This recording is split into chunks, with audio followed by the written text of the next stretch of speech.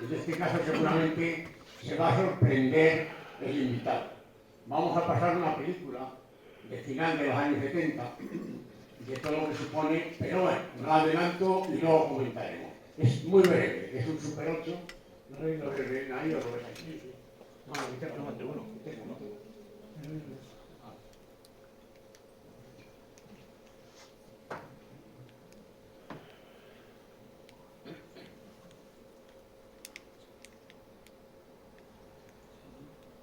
¿Has conocido?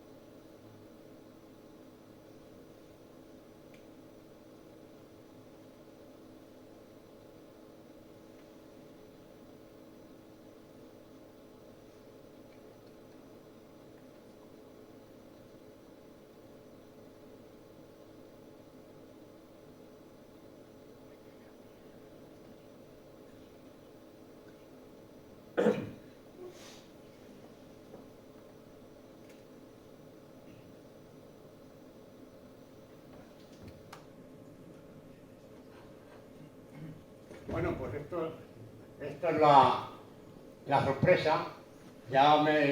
Las preguntas, he visto que Pablo lo conocía, es decir, me ha ido narrando las cosas que le iba a preguntar, con lo cual a vosotros os pregunto porque, bueno, algunos sí lo conocerán. Esto es un tentadero de final de los años 70 y está hecho en Guadalís, en la cuesta. Los mixtos, yo creo que es esa parte. No sé, yo creo que la parte, no se llama la cuesta, ¿eso es la que está en el pico? ¿O no? La cuesta, como tal, no tiene plaza. Es de mi tío Vicente. en paz descanse. Tiene su José Luis. Ya. Pero eso es la plaza que está en el pico. Si no me equivoco, se veía una imagen del fondo del pico San Pedro, de esa finca que linda con una nuestra que es Los Mixtos, y ahí se tentó el aldeano. En el año 86-87. Cuando volvieron a mi familia el ganado bravo, mi padre es la quinta generación de ganadero por línea directa, como sabéis todos, esto normalmente lo explicamos fuera de Madrid, pero aquí en Madrid somos más conocedores.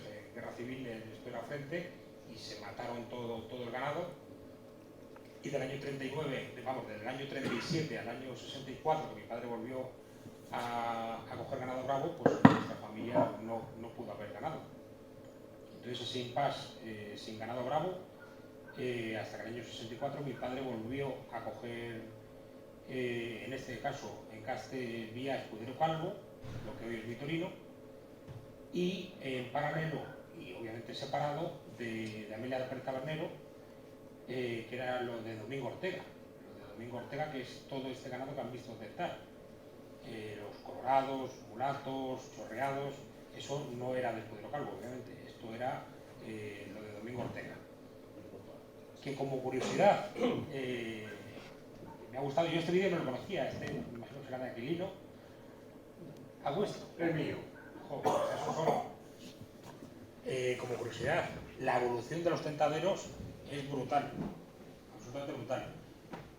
Pero ¿cuál es la única vaca brava que ha habido ahí? Por desgracia, la que se empleaba, y la que se empleaba es la que se caía.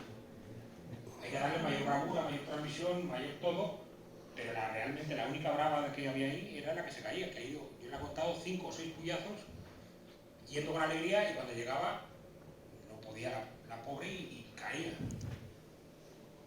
Era una ganadería extraordinaria que, por no volver a incurrir en tantos, ¿cómo decirlo?, en tantas dudas al profesional taurino, lo tuvimos que eliminar todo.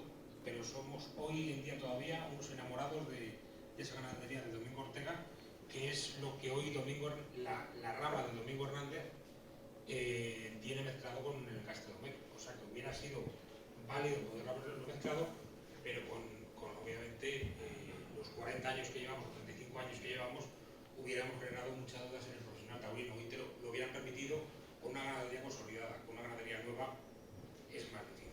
Estamos arrepentidos de haberlo quitado.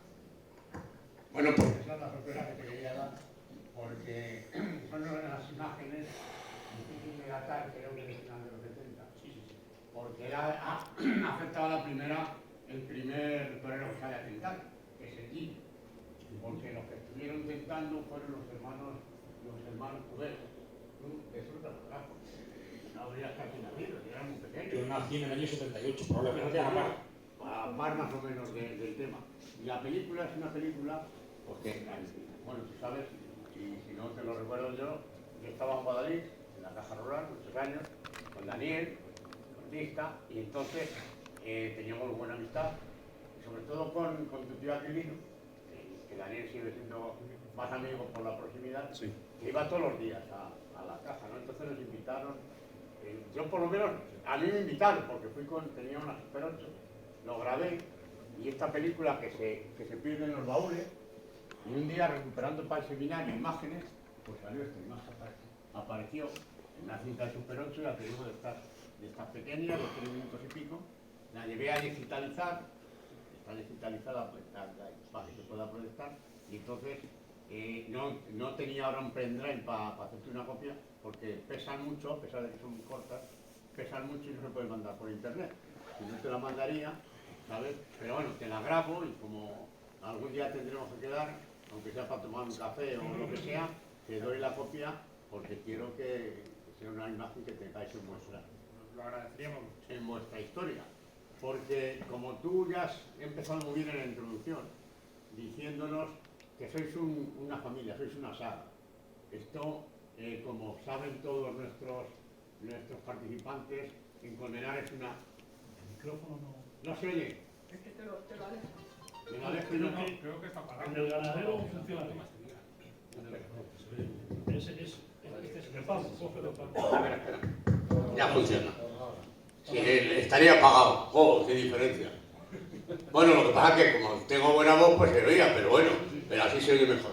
No, decía que es una constante que se da en nuestra zona, en las zonas de los toros de la tierra, y es las sagas. Luego también te daremos otra cosa referida a esto. Son una saga de ganaderos que como siempre dice su padre, me imagino que lo siga diciendo, pero yo se lo he escuchado muchas veces, que tenéis cierta descendencia de Colmenar, porque absolutamente... Y me la ha recordado para que me lo diga. Por eso te digo. Y entonces, bueno, pues una saga de muchos años, desde el siglo XIX, allá sentada en Guadalix, los Cortés, y bueno, pues como tú bien has dicho, habéis ido cambiando con los tiempos, porque los tiempos han cambiado y bueno, pues ahí está el resultado. Hombre, a lo mejor que el director coordinador del seminario diga que estamos ante el mejor ganadero de España, pues a lo mejor suena un poco a peloteo, pero bueno, os han dado un premio no hace mucho a la mejor ganadería de Madrid, y con lo cual es un reconocimiento. Hay que reconocer que guste el encaste o no guste el encaste, que los que somos más de la zona turista, porque Colmenar es una zona turista y no vamos a cambiar. Pienso yo que no vamos a cambiar, o sí, porque estamos cambiando todas las cosas. No. Pero bueno, al principio el que viniese Jandilla, Domés, Vitoriano nos chocaba, porque claro, los toros de Cortés, los toros de la tierra chocaban, pero la prueba, vuelvo a repetir, que está feo que lo diga yo, que soy el coordinador, presentador del seminario, hay que reconocer que se ha llegado a la cota más alta. Me imagino que con mucho trabajo, Vitoriano. Digo, Pablo, perdón. Te voy a llamar más de una vez Vitoriano, pero entiende. A mí me llaman Mariano todavía y mi padre murió hace muchos años. O sea que... Dale.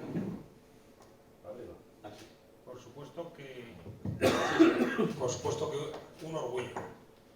Y todo lo que se consigue sin trabajo no se valora. Y os puedo asegurar que tener la ganadería de hoy donde la tenemos, o donde hemos tenido la suerte de poderla disfrutar estos años, es de mucho trabajo y de mucho sacrificio. Se ve todo lo que se ve o lo que se puede ver por parte de nosotros es lo público, es lo que se ve por la televisión y se nos ve pues, contentos los días de corrida, pero esos son los días únicamente que se suplen a todos los días que van en la ganadería. Cuando trabajas en lo que te gusta o cuando estás en lo que te gusta, cuesta menos, pero os aseguro que la ganadería, como cualquier cuestión que necesitas sacar un rendimiento y que no depende solamente de ti, es bastante, la mayoría de los días, ingrato, cuando menos ingrato. Te da muchísimas satisfacciones, como lo que hemos tenido en el año 2022, pero si no tienes afición, esto no se suple ni se tiene.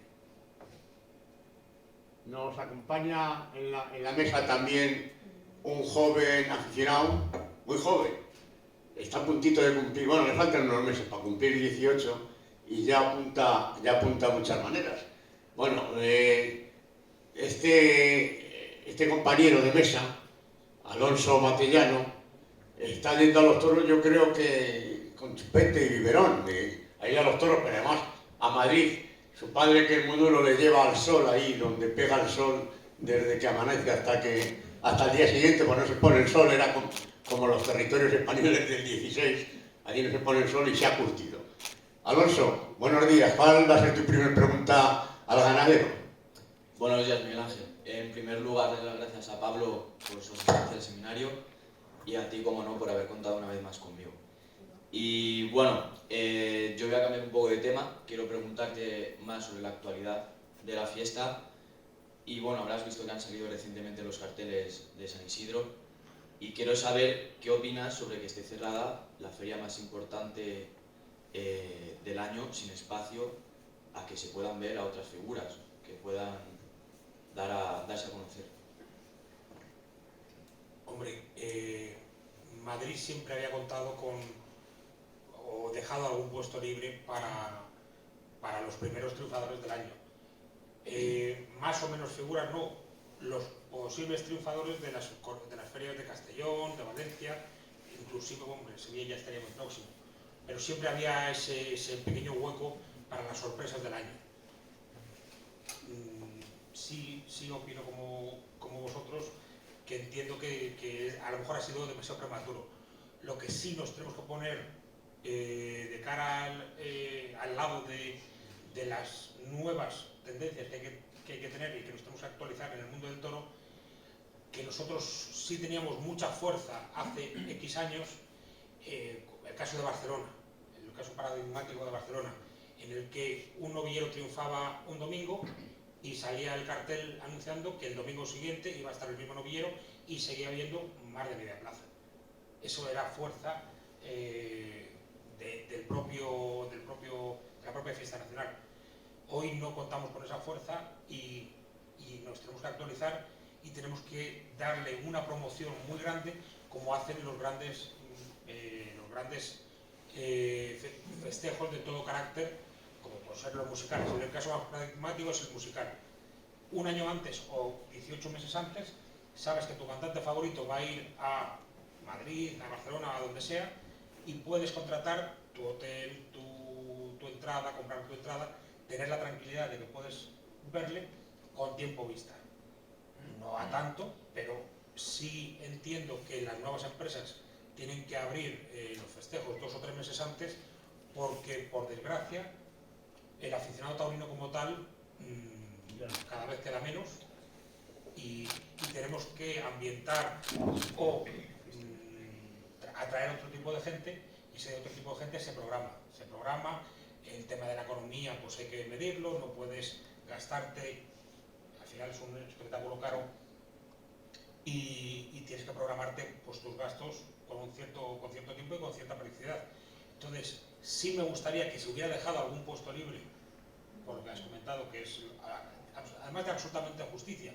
Es el caso concreto, por ejemplo, de 2 toreros que el año que viene vienen pisando fuerte, que son Roca Rey y Daniel Luque. En los momentos hay que aprovecharlos, y un torero que arranca con buen momento una temporada, hay que aprovecharle y llevarle a esos huecos de corridas apetecibles y que están en buen momento también, para que puedan triunfar.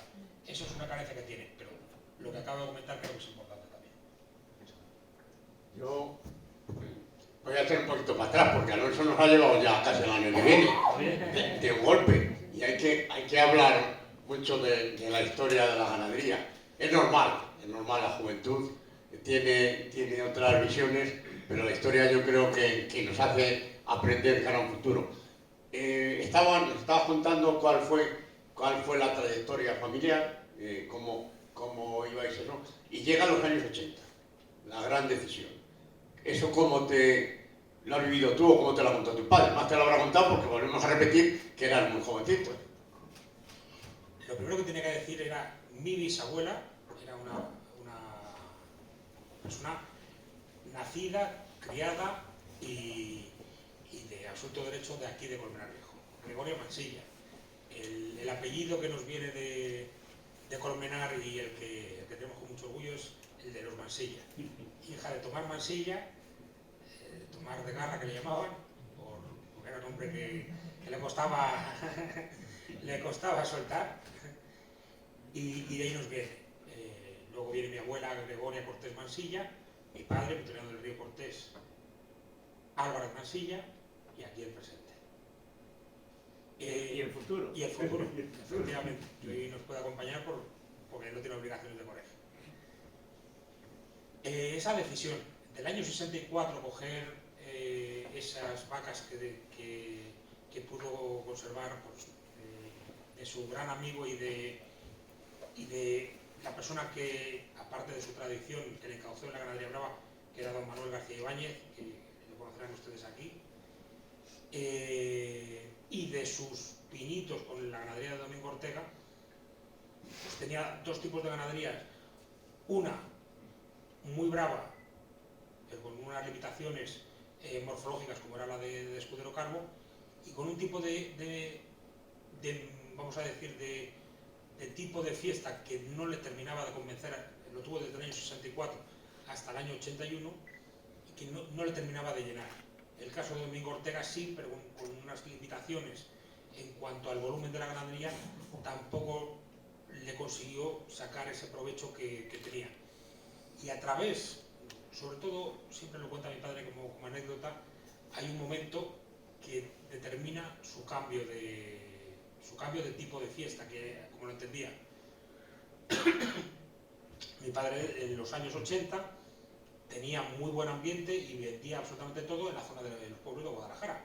Las noviadas sin picadores, con los encierros, hacían encierro por la mañana y por la tarde las noviadas sin picadores con el ganado de Escudero Calvo, que se ponía pues bellísimo y era muy bravo y teníamos muy buen cartel. Es un pelín larga la anécdota, la voy a acortar lo máximo posible, pero creo que es muy significativa el cambio de tendencia de mi padre. Y ese día, pues eran el último festejo que vendíamos del año, vino toda la comisión, como era habitual, estamos hablando de 60, 80 personas, y se empeña un concejal, que el hombre era una bellísima persona, un buen pastor, pero que de ganado bravo pues tenía su entendimiento más corto, y se empeñó con que el heral, que metía la cabeza abajo, que se dejaba pegar y demás, pues que era manso.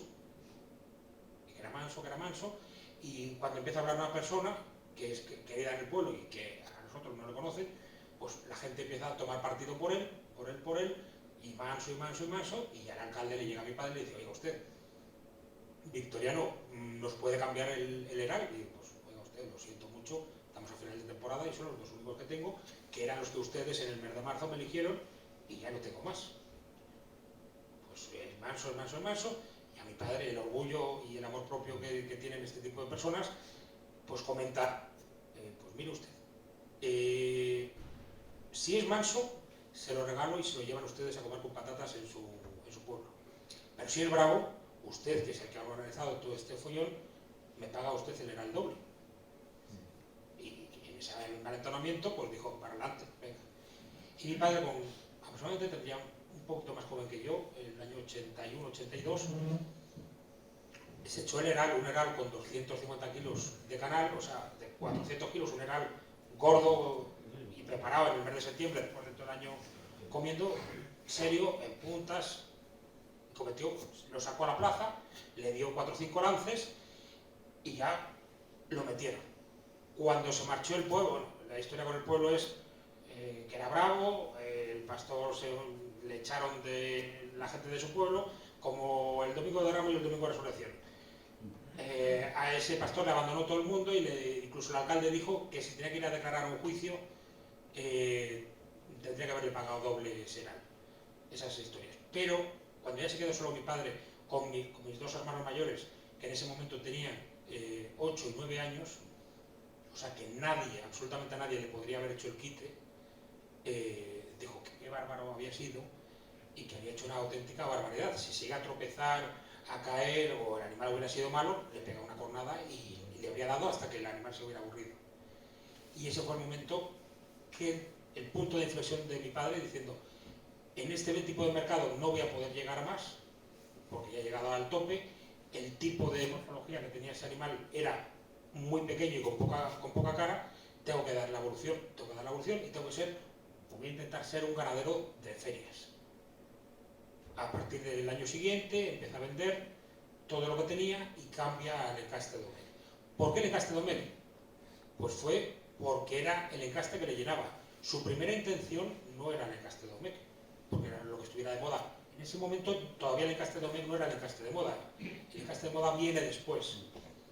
Su primera intención fue ir a la ganadería que habían matado, que él había visto en su juventud durante muchísimo tiempo, con los carteles Diego Puerta, Camino y el Viti, Diego Puerta, el Cordobés y el Viti. Todos esos toreros lo que mataban era lo de Alipio Pérez Tabanera y mi padre, y Antonio Pérez San Fernando. Y mi padre concertó una cita para comprar ganado en Antonio Pérez San Fernando. No le terminó de convencer, no le terminó de gustar y no lo compró. Y en ese momento que el encaste Domecq era lo que realmente embestía, no era lo que estaba de moda. En ese momento estaban comprando más ganaderos, otros como Daniel Ruiz, como Torrerberos, una serie de ganaderos, no Torrerberos, sino Pocoví. Nos juntamos 3 o 4 ganaderos y fuimos los que compramos allí. Y es a partir de ahí donde se genera la moda del encaste Domecq.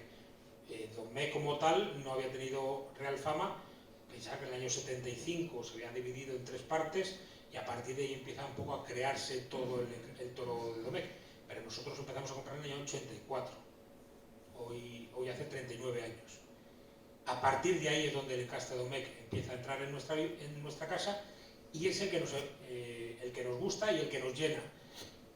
Y sí quiero comentar, como bien ha comentado Miguel Ángel, que es uno de los encastes que más se puede moldear al carácter de cada ganadero, porque no hay ganaderías, que es una de las referencias que quería decir. Lo que hay son ganaderos que moldean el ganado a su modo de ser. Con el modo de ser de una ganadería, tú puedes entender cómo es esa persona.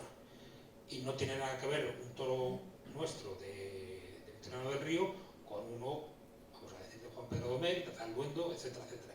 El abanico es lo más amplio que podéis imaginar. Y es todo a base de la elección y de la personalidad del ganadero. Creo bajo nuestro punto de vista. Sí, yo estoy totalmente de acuerdo con lo he dicho antes y claro, estamos de acuerdo. El ganadero, seguimos en temas de la relación histórica, lo que hemos hablado de las familias ganaderas.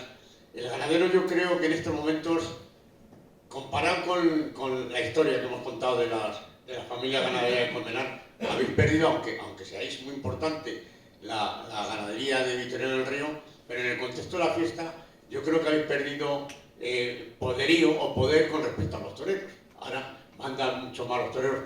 Luego te vamos a regalar un libro de la colección que hacemos, que Rafa es el investigador principal, en el cual es de la familia Los Gómez, de aquí de Colmenar, que te sonará mucho, y está la anécdota con el Guerra, no sé si la conocerás, porque antiguamente eran los ganaderos los que determinaban el orden del lidia de los toreros.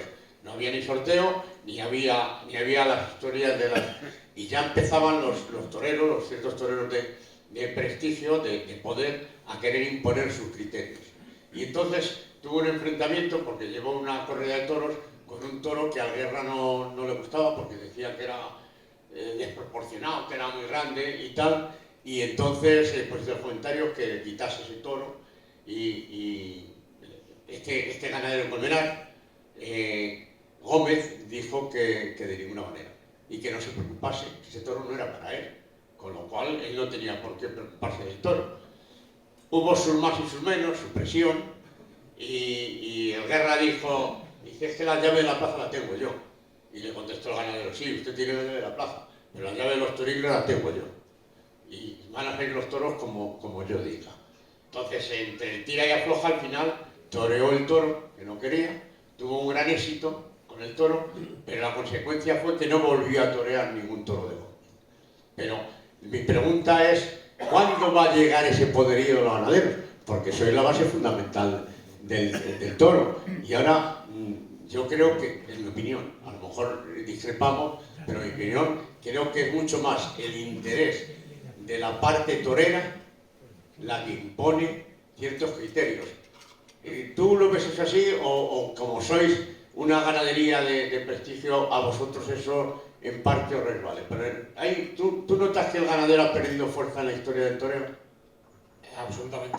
Lo hemos perdido casi no en la totalidad, pero sí en una gran parte. Va en función, vuelvo a repetir, del carácter del ganadero. Nuestra ganadería, con la fuerte personalidad de mi padre, probablemente sea de las pocas respetadas por los toreros, en el sentido de que saben lo que hay, saben cómo somos. Cuando nosotros vendemos a las empresas y podemos cambiar un toro si tiene algún problema de cualquier tipo morfológico, que no se remate, cosas absolutamente normales. Pero saben que cuando hay presentados 9 toros van a ir 8 o puede añadirse uno más, pero no va a haber más. Pero eso es por la personalidad del ganadero. El respeto que se tiene el ganadero como persona, como institución, como ganadería y sobre todo no ver la ganadería como un recurso económico.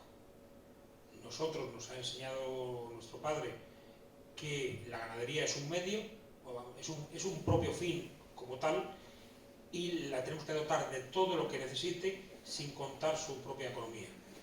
Estos años sí es cierto que nos está retornando dinero, pero es un dinero absolutamente menor de todo lo que se le ha invertido en ella.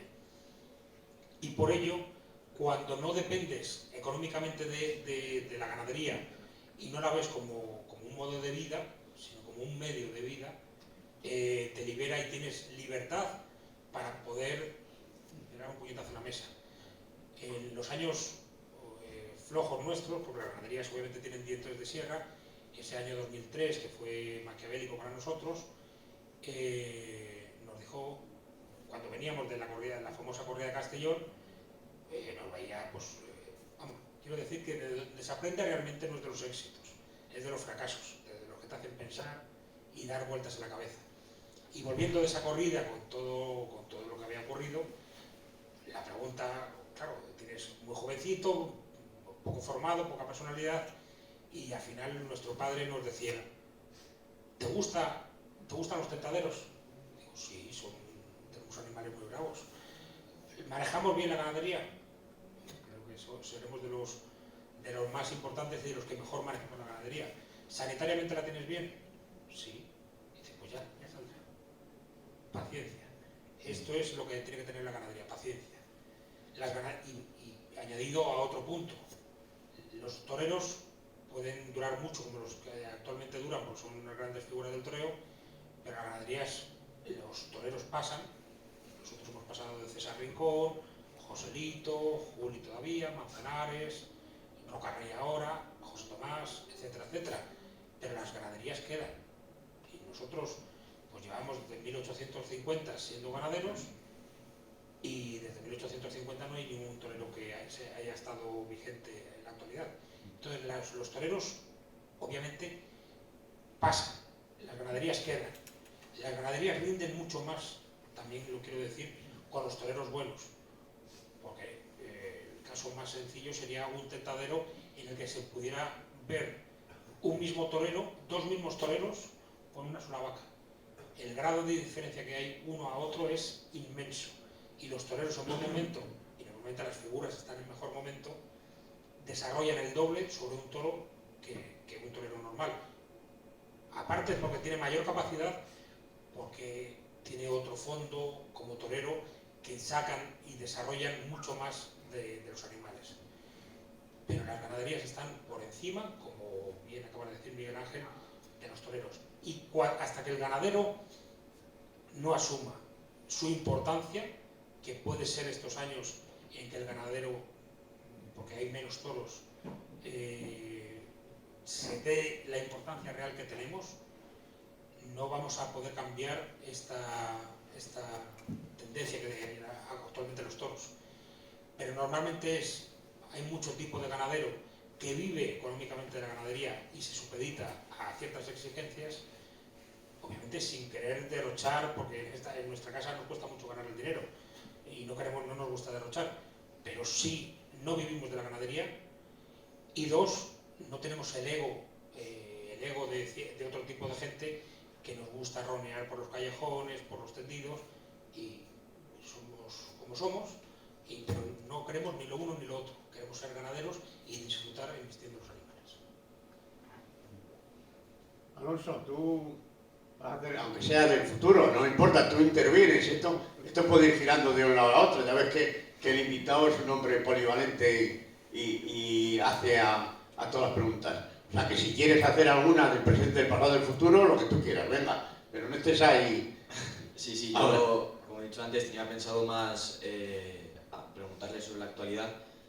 Y bueno, el toro duplicado ha sido galardonado el año pasado como el toro más bravo del año, y te quería preguntar si nos podrías hablar un poco sobre su comportamiento tanto en la plaza como en el campo, y hablarnos un poquito también sobre su reato. Duplicado ha sido, partimos de la base del toro más, el más bravo y el más especial que hemos lidiado en la Plaza de Toros de Madrid.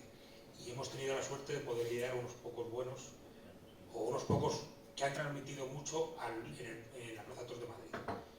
A partir de ese lujo, sí voy a marcar en relación con ese toro del año 80-82 que le hizo mi padre cambiar el encaste. Normalmente el toro más tranquilo, más pausado, el que se deja pegar, el más bobo en el campo, normalmente, es ese toro tan bravo en la plaza. Duplicado era el que se dejaba pegar, el que se apartaba, el que nunca ponía resistencia, el que primero salía a correr en el campo, el que se manejaba perfectamente a caballo, a coche, daba igual. Un toro noble, fácil y que a base de no haberle hecho fechorías en el campo, se manejaba muy fácil. Iba muy íntimamente relacionado. Por eso se tuvo que lidiar de cinqueño, le faltaba ese plus de remate. Como comportamiento, lo hemos visto hace relativamente poco y lo tengo reciente. A diferencia de otros muchos encastes, desde que salió empleándose, salió galopando, llegando a los burladeros, ida y vuelta, un toro cinqueño que está más manejado y que normalmente son más reservones a la hora de salir. Esa es la diferencia del encaste de Domecq con otras serie de encastes, con vitorinos, etcétera. Vitorino, para que galope un toro de vitorino es un milagro. Salen andando, van a un burladero, a otro, etcétera, etcétera. El nuestro, bueno, claro, el malo pues hará perrerías. Pero el bueno, desde que sale, como Dalia igual salió galopando y llegan a rematar a los burladeros. Vuelven. Le recibió Álvaro de la Calle con el capote. Tuvo un tercio de varas muy generoso por parte de Álvaro que le dejó lucir con ese Óscar Bernal que estuvo cumbre con él. Cuando un toro, nos lo comentaba Óscar, que cuando un toro va desde tan lejos mete mucho miedo. Pero cuando un toro le ves tan entregado desde tan lejos, que no te hace ningún regate y que viene recto, le tiras el palo y te da una seguridad, porque ya le tienes metido el palo antes de que te den el caballo, y eso le da mucha seguridad.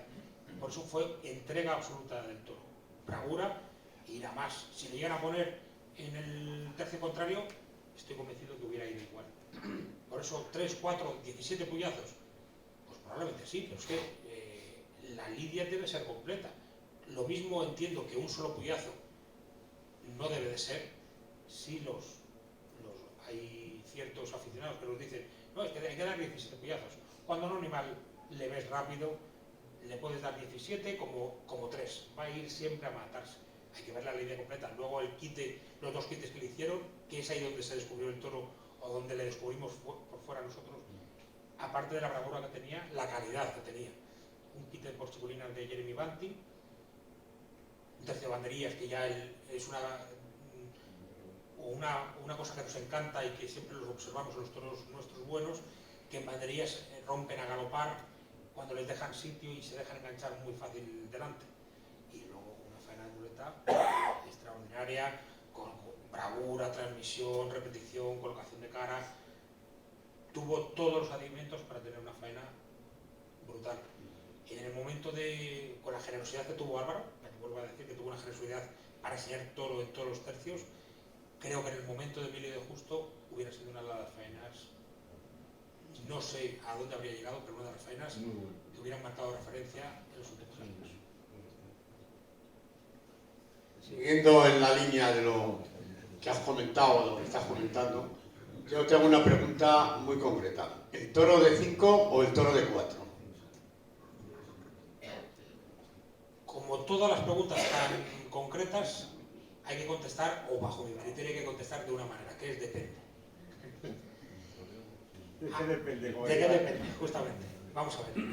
Las plazas de principio de temporada a nosotros nos da tranquilidad el toro cinqueño. El toro cinqueño porque viene rematado desde octubre. Pero si el toro, hay líneas ganaderas, hay muchas familias ganaderas dentro de mi ganadería, hay unas que se rematan muy rápido, otras que tardan mucho en rematarse. Y para poder manejar al animal en su plenitud y para ver a embestir a los animales en plenitud, tienen que estar rematados absolutamente. Entonces, si el cuatreño está rematado en el mes de octubre y le puedes correr igual que al cinqueño y le puedes manejar sanitariamente, no le excusa, ay no corras hoy, esta semana no corras a este cercado que no están puestos y no se van a llegar a poner. Esas carencias los toros al final las sacan. Si el cuatreño está rematado en octubre, o sea, para eso tiene que haber nacido por cuestiones de edad y morfología, julio, agosto y septiembre, que llevan el año ya cumplido y llevan ese año adelantado, se le podrá lidiar de cuatreño. Pero cuando los toros son nacidos en febrero, marzo y abril y quieren lidiar esos toros en Madrid en el mes de mayo, lo normal y lo fácil es que se caigan, que tengan poca fuerza, que tengan poca transmisión. Entonces, el cuatreño y el cinqueño, si en octubre está rematado, nos vale. Si no está rematado, cinqueño. Por eso siempre guardamos, desde el año 2006, que empezamos con el cambio del punto de inflexión de nuestra ganadería, que con los azulejos de la Plaza de Toros de Madrid, con el cinqueño. Valencia, Sevilla y Madrid tiramos de cinqueño. En Valencia van 4 o 5 este año, en Sevilla va 5 o 6, y en Madrid tenemos, para la corrida y media, tenemos 10 cinqueños. Porque tenemos la tranquilidad o seguridad de que cuando lleguen al corral de presentación, de reconocimiento, los veterinarios dicen, coño, toros rematados les gustará más, podrán pasar, no podrán pasar, pero el ridículo nunca van a hacer. El cuatreño, pues el cuatreño, si no está rematado, es como un azucarillo. En cuanto sale de la finca, se queda estrecho, se queda vacío y dice muy poquito. Entonces, en nuestra casa y más en la Comunidad de Madrid, sabéis el frío que hace aquí, es el cinqueño, pero si viene rematado, también vale el cuatreño. Nos has ilustrado del pensamiento del desarrollo, pero a mí otra duda, y seguramente habrá más personas que lo piensen. El desarrollo ganadero de la casa, 2 hierros. ¿Qué diferencia hay entre el toro de Victoriano del Río y el toro de Cortés? Ha parecido o han intentado indicar que es un problema, pues, para tratar de copar más el mercado. No, es tan sencillo. En las ganaderías, cuando falta el patriarca, al final las ganaderías se parten y pierden fuerza. En caso de que las 2 personas que queremos continuar la ganadería, que son mi hermano Ricardo y yo, pues nos enfademos, queremos partir, pues tenemos la facilidad de tener 2 hierros. Por tradición ganadera de la zona, el hijo pequeño se quedaba con el hierro matriz, porque en teoría era la persona que se iba a quedar más tiempo en la casa, y para que el padre pudiera continuar el hierro lo máximo tiempo posible. Entonces, por eso el hierro de Toros de Cortés está a nombre de mi hermano, pero siempre nos ha dicho mi padre, si permanecéis unidos va a ser más fácil que la ganadería no pierda genéticamente muchas cosas. Partir una cosa al 50%, tantas y tantas ganaderías que han vendido, el 50% han quedado en un desierto durante 10 o 15 años hasta que vuelves a recuperar y tienes esa variedad genética que es indispensable para poder lidiar.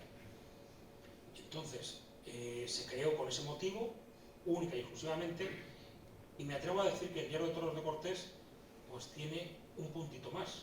¿Por qué? Porque en el año 98, 99, cuando se creó, pues le dijo mi padre a mi hermano Ricardo, dice, pues coge 60, 80 vacas, que creo que era lo que es necesario, y 2 sementales, y bueno, mételos en el hierro de Toros de Cortés. Vale. Y Ricardo, que era para el hierro, pues efectivamente cogió 60, 80 vacas. Pero se molestó en ver que 60, 80 vacas había que coger. Y efectivamente, pues cogió 60, 80 vacas muy buenas. Entonces, hierro de Toros de Cortés, que sí, durante un periodo del año 99, perdón, al año 2010, durante 8 años tuvo el Castellisardo, el ganado que tuvimos comprado de Castellisardo, pero que hoy en día no, obviamente lo vendimos a la ganadería de Fuente Nueva o a un amigo, a José Viejo de Virihuega.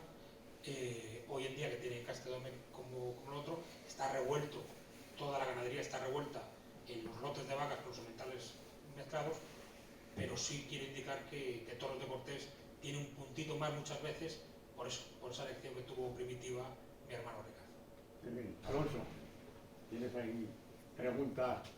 Han salido antes los nombres de Madrid, de Sevilla, de Valencia, pero yo he echado en falta el nombre de Colmenar. ¿Para cuándo Victoriano del Río en Colmenar? Porque a nosotros también nos gustan mucho los cinqueños. Colmenar, hombre, obviamente vas a las plazas cuando te contratan, pero nosotros actualmente no vamos a poder venir a Colmenar porque por cuestiones empresariales nunca hemos lidiado ni nunca vamos a lidiar con este empresario. Con Colmenar sí tuvimos una posibilidad de debutar, creo recordar que fue el año 98, un cartel de 3 toreros, que era una especie de concurso de ganaderías. En nuestro toro le traía a César Rincón, dijeron los veterinarios que no era apto, nos lo llevamos, nos dijo que firmáramos por el tema de los pitones, dijimos que no, que si les gustaba, que si no nos lo llevábamos y se acabó. Nunca hemos venido a Colmenar ni nos han contratado para venir. Colmenar para nosotros es como... También quiero decir que Colmenar para nosotros es como Guadalix o Miraflores, que son los pueblos de nuestros antepasados y son pueblos al final que nos conoce mucha gente y nos pesa el lidiar.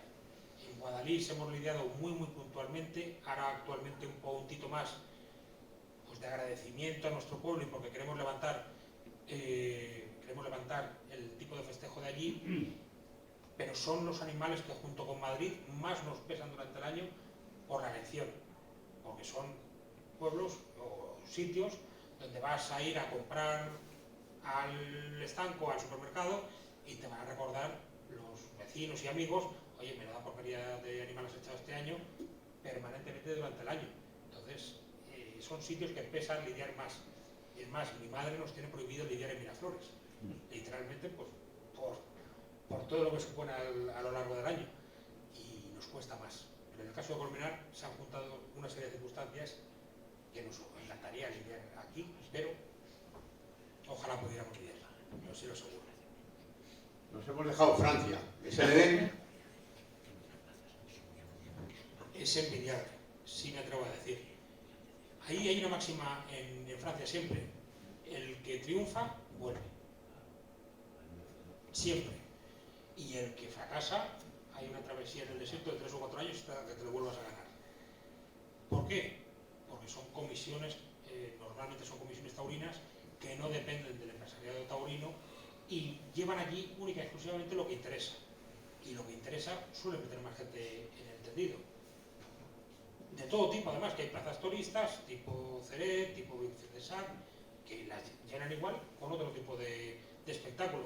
Y luego otras como Dax, Mont-de-Marsan, Nimes, Arles, que conjugan un punto intermedio, pero que el espectador francés, cuidándole y captándole como lo están haciendo estas empresas, lo interesante funciona, lo no interesante a la nevera, como dicen ahora con los árbitros.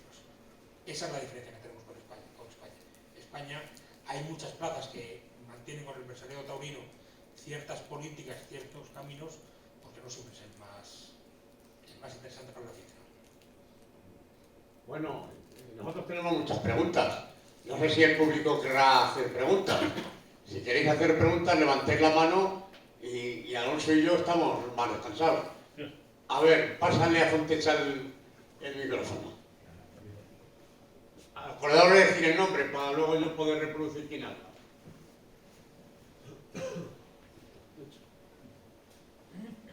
Ay, que no te veía. Estaba mirándote para No atrás. saber quién es Fontecha. No, que estaba mirando por aquí atrás.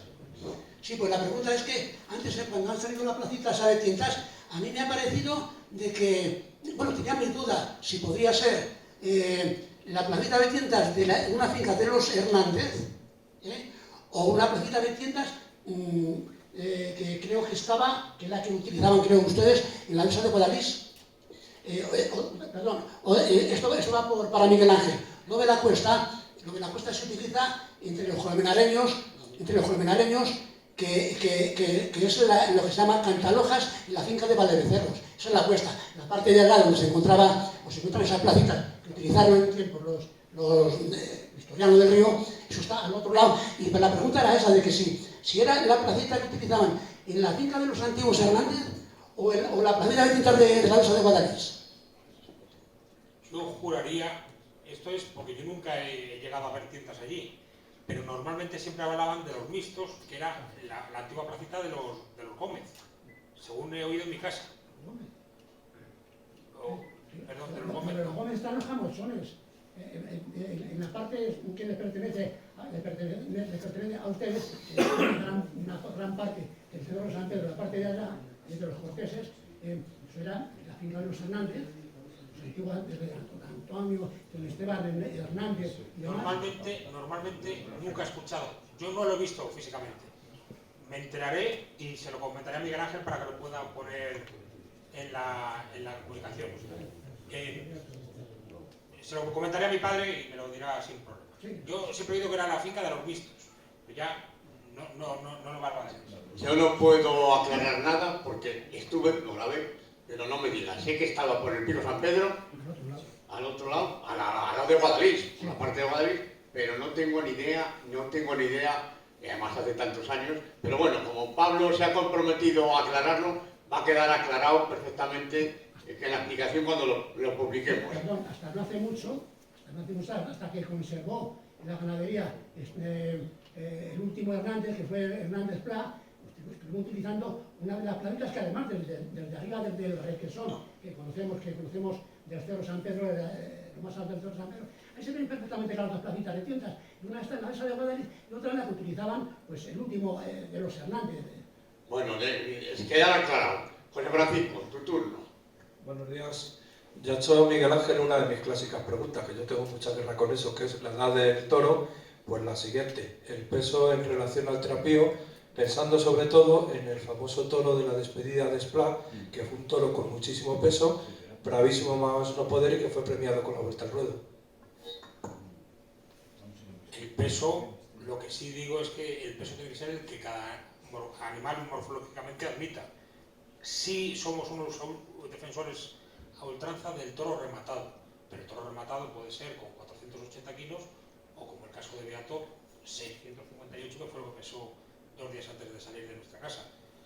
Lo que sí es un atrevimiento es que un toro de 658 kilos sea lo habitual en ciertas familias. Mbappé, Ronaldo, con esa morfología que tienen, es más fácil que jueguen o que sean atletas. Poner a un tío como Toni Kroos, Pau Gasol, a correr al lado de Mbappé, pues lo normal es que corra más Mbappé. Pues en el caso de los animales es exactamente igual. Tienen que tener una bravura interior brutal.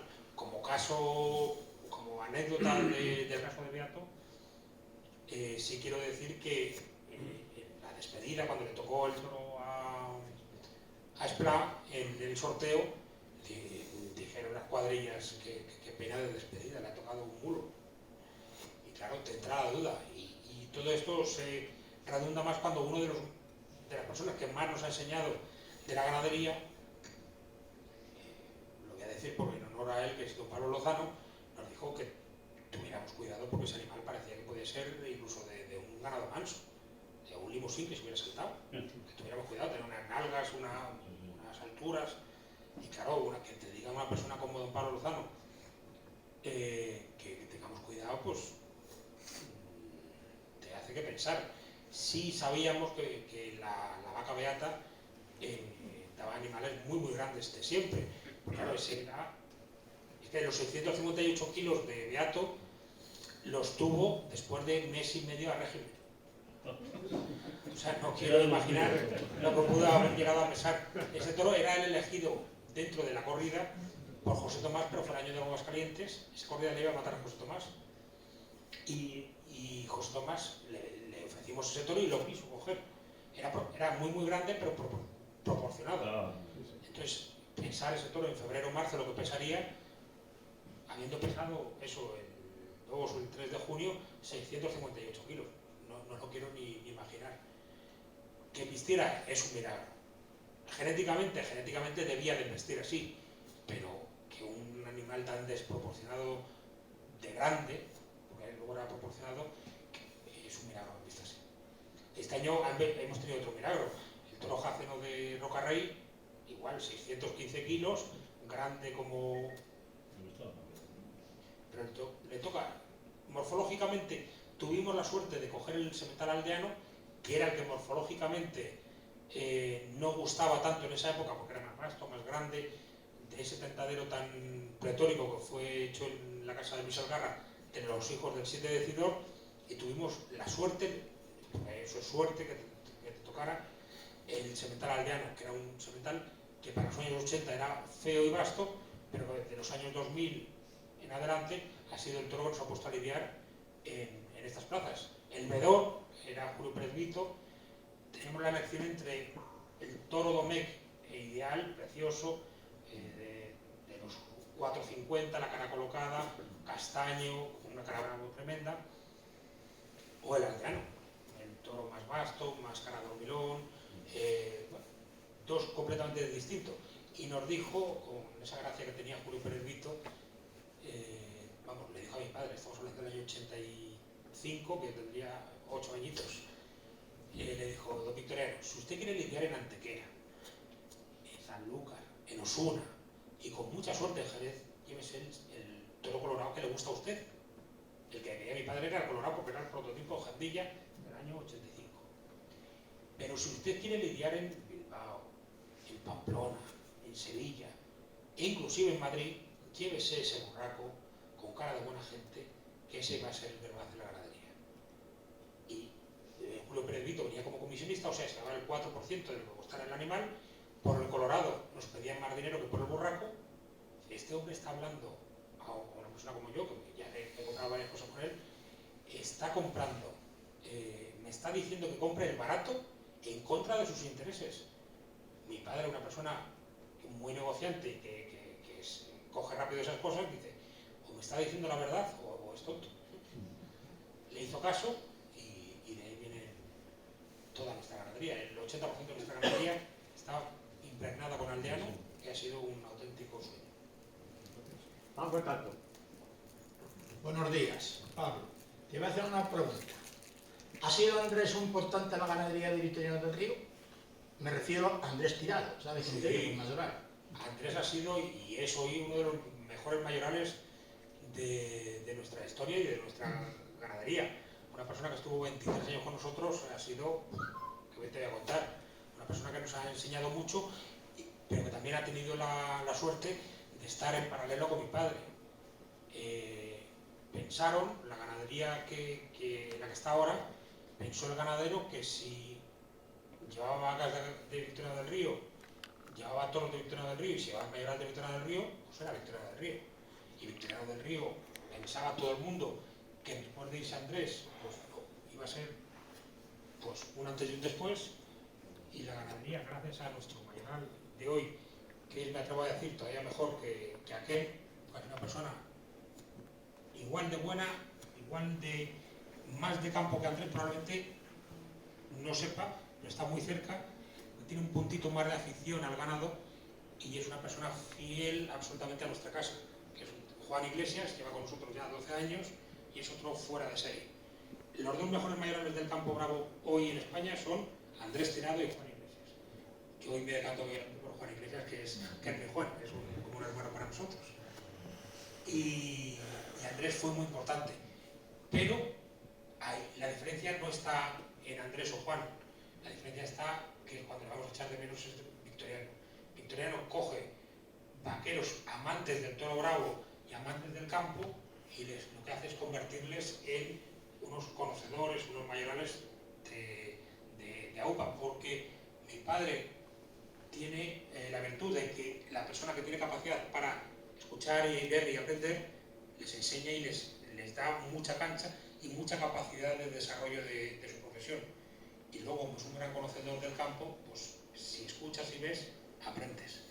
Entonces, ahí es donde se ha visto la diferencia, que antiguamente decían que los mayorales hacían las ganaderías. No, las ganaderías son el fiel reflejo del ganadero.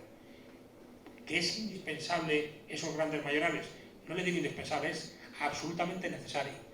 Son la prolongación del ganadero. Por eso las ganaderías, cuando no hay ganaderos detrás, ¿cuántas ganaderías se han cambiado de manos y en 5 o 10 años se resuelven como un torrillo?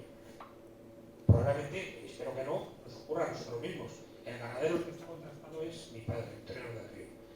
Ricardo y Pablo del Río, porque somos sus hijos, espero que futuros herederos, y que vamos a tratar de transmitir en la ganadería todos nuestros conocimientos. Pero que va a cambiar la ganadería cuando la cojamos nosotros. Piensen que absolutamente seguro que sí.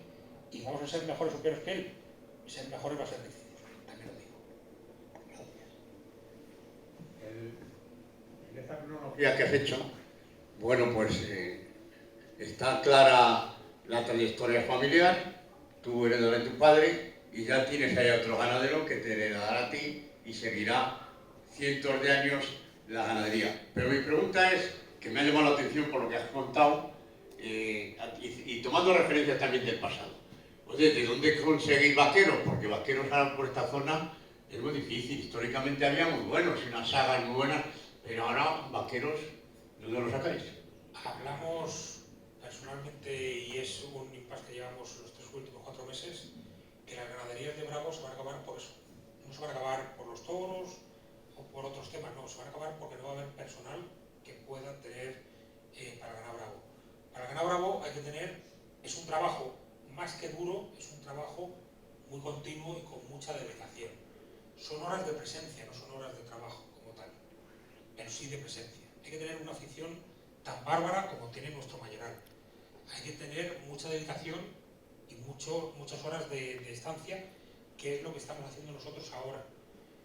Pero realmente es muy aburrido el que mi hermano acaba de tener una caída hace 2 años y se fracturó 3 vértebras y ya no puede montar a caballo. El poder encontrar un vaquero que sepa montar a caballo y tener el mínimo conocimiento de manejo del ganado es ahora mismo absolutamente impensable. Y la afición ahora mismo de la gente hacia el toro bravo es hacia la garrocha, hacia el acoso, hacia lo que piensan ellos que es el ganado bravo. El ganado bravo, menos eso, es todo lo contrario. Es ir andando permanentemente con el ganado. El ganado no es de dar carreras, es ya le cogeremos, andar. Y aburrir en el buen sentido de la palabra. Aburrir al ganado es que al final se te entregue por convencimiento de que el caballo es uno más entre ellos. Y es aburrir la base del plan, no de la carrera, del galopito, de los zajones, del colín, o sea, de lo aparente, que es lo que nos gusta a la sociedad actual, es enseñar lo aparente. La ganadería y el ganado bravo es precisamente lo opuesto. La humildad, el para adentro, eso de que ahora a todo el mundo quiere hacer visitas y demás en las ganaderías, nosotros no nos gusta enseñarnos. Primero, es un defecto, pero lo van a entender cuando lo entiendan. Cuando una chica o una mujer se seduce y se enseña entera, pues no hay ningún misterio. Cuando la ganadería Victoria del Río esté andada y pisoteada por todos los aficionados taurinos de España, pues sabrán toda la información igual que yo. Cuando hay un pequeño misterio, cuando hay... Anda, pues mira, la Correa de Madrid este año es más bonita. Cuando la ha visto la Correa de Madrid, la ha visto toda España, dice, pues ya la hemos visto, pues saldrá, pues este año es una porquería o este año es muy buena. No, hay que intuir, no enseñar.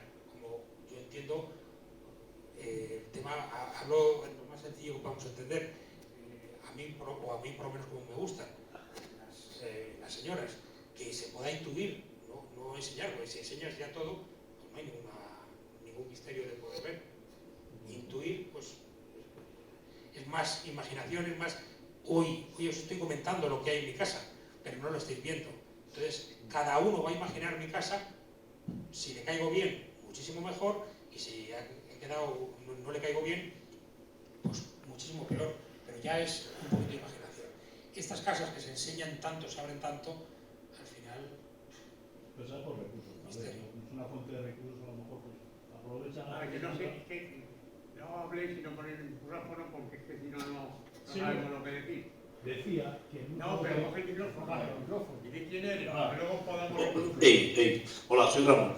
Decía eso, que muchas de esas circunstancias que tú comentas de esta ganadería pues es para una fuente de recursos más. Como la cosa está tan apretada, pues yo creo que si tuvieran la disposición que tienes tú de la posición y del dinero, pues no abrirían las puertas. Porque yo creo que el mundo de la ganadería siempre ha sido muy para adentro. Pero disposición y dinero... No, métrica más que decirte. Sí. Si es un dinero que está en el mercado y que es necesario, pero que yo como un canalla, yo a las 7 de la mañana yo soy arquitecto. Es que lo cómodo y lo fácil es recordar mis abuelos, los que hicieron los grandes capitales, porque por desgracia para la ganadería se hace falta un capital muy grande, inmovilizado, que son las fincas, y mucha afición, pero oye, que en el 2008 con la crisis de todo tipo que hubo, no quiero contar mi casa también como estuvo, con todos los españoles, pero que lo que hay que tener es afición y no mirar, que es duro decirlo, por supuesto, pero en toda la casa se ha pasado muy mal, y lo que hay que tener es que la afición te lleva por encima de todas las circunstancias, Vamos a ver, como en todas las cosas, vuelvo a repetir, lo difícil es que esta ganadería de Vitoriano del Río pueda continuar al nivel en la que está durante mucho tiempo. Mientras que esté mi padre, sí, estoy convencido que mejor o peor estará esa situación. Después lo raro es que pueda continuar. ¿Por qué? Porque vamos a cambiar la persona que dirija la ganadería. Y el carácter luchador e inconformista de mi padre es lo que hace que tengamos o no tengamos el toro a 80 pesetas que están ahora en los piensos, se pague. Y que el toro no note si hay crisis, no hay crisis, si está vendida la corrida o no está vendida la corrida. Siempre contamos la misma anécdota. El 2 de julio del 2004, 2 de julio, pensad que nosotros la camada del 2023 la hemos vendido a 30 de septiembre, estaba vendida entera. El 2 de julio del 2004 teníamos vendida una corrida de la camada del 2004. 2 de julio del 2004. Y teníamos 10 corridas en ese momento. Llegó un empresario llamado Toño Matilla, que tenía vendida, vengo a ver una corrida para Barcelona. Muy bien, pues te puedo enseñar 3 que creemos que valen para Barcelona.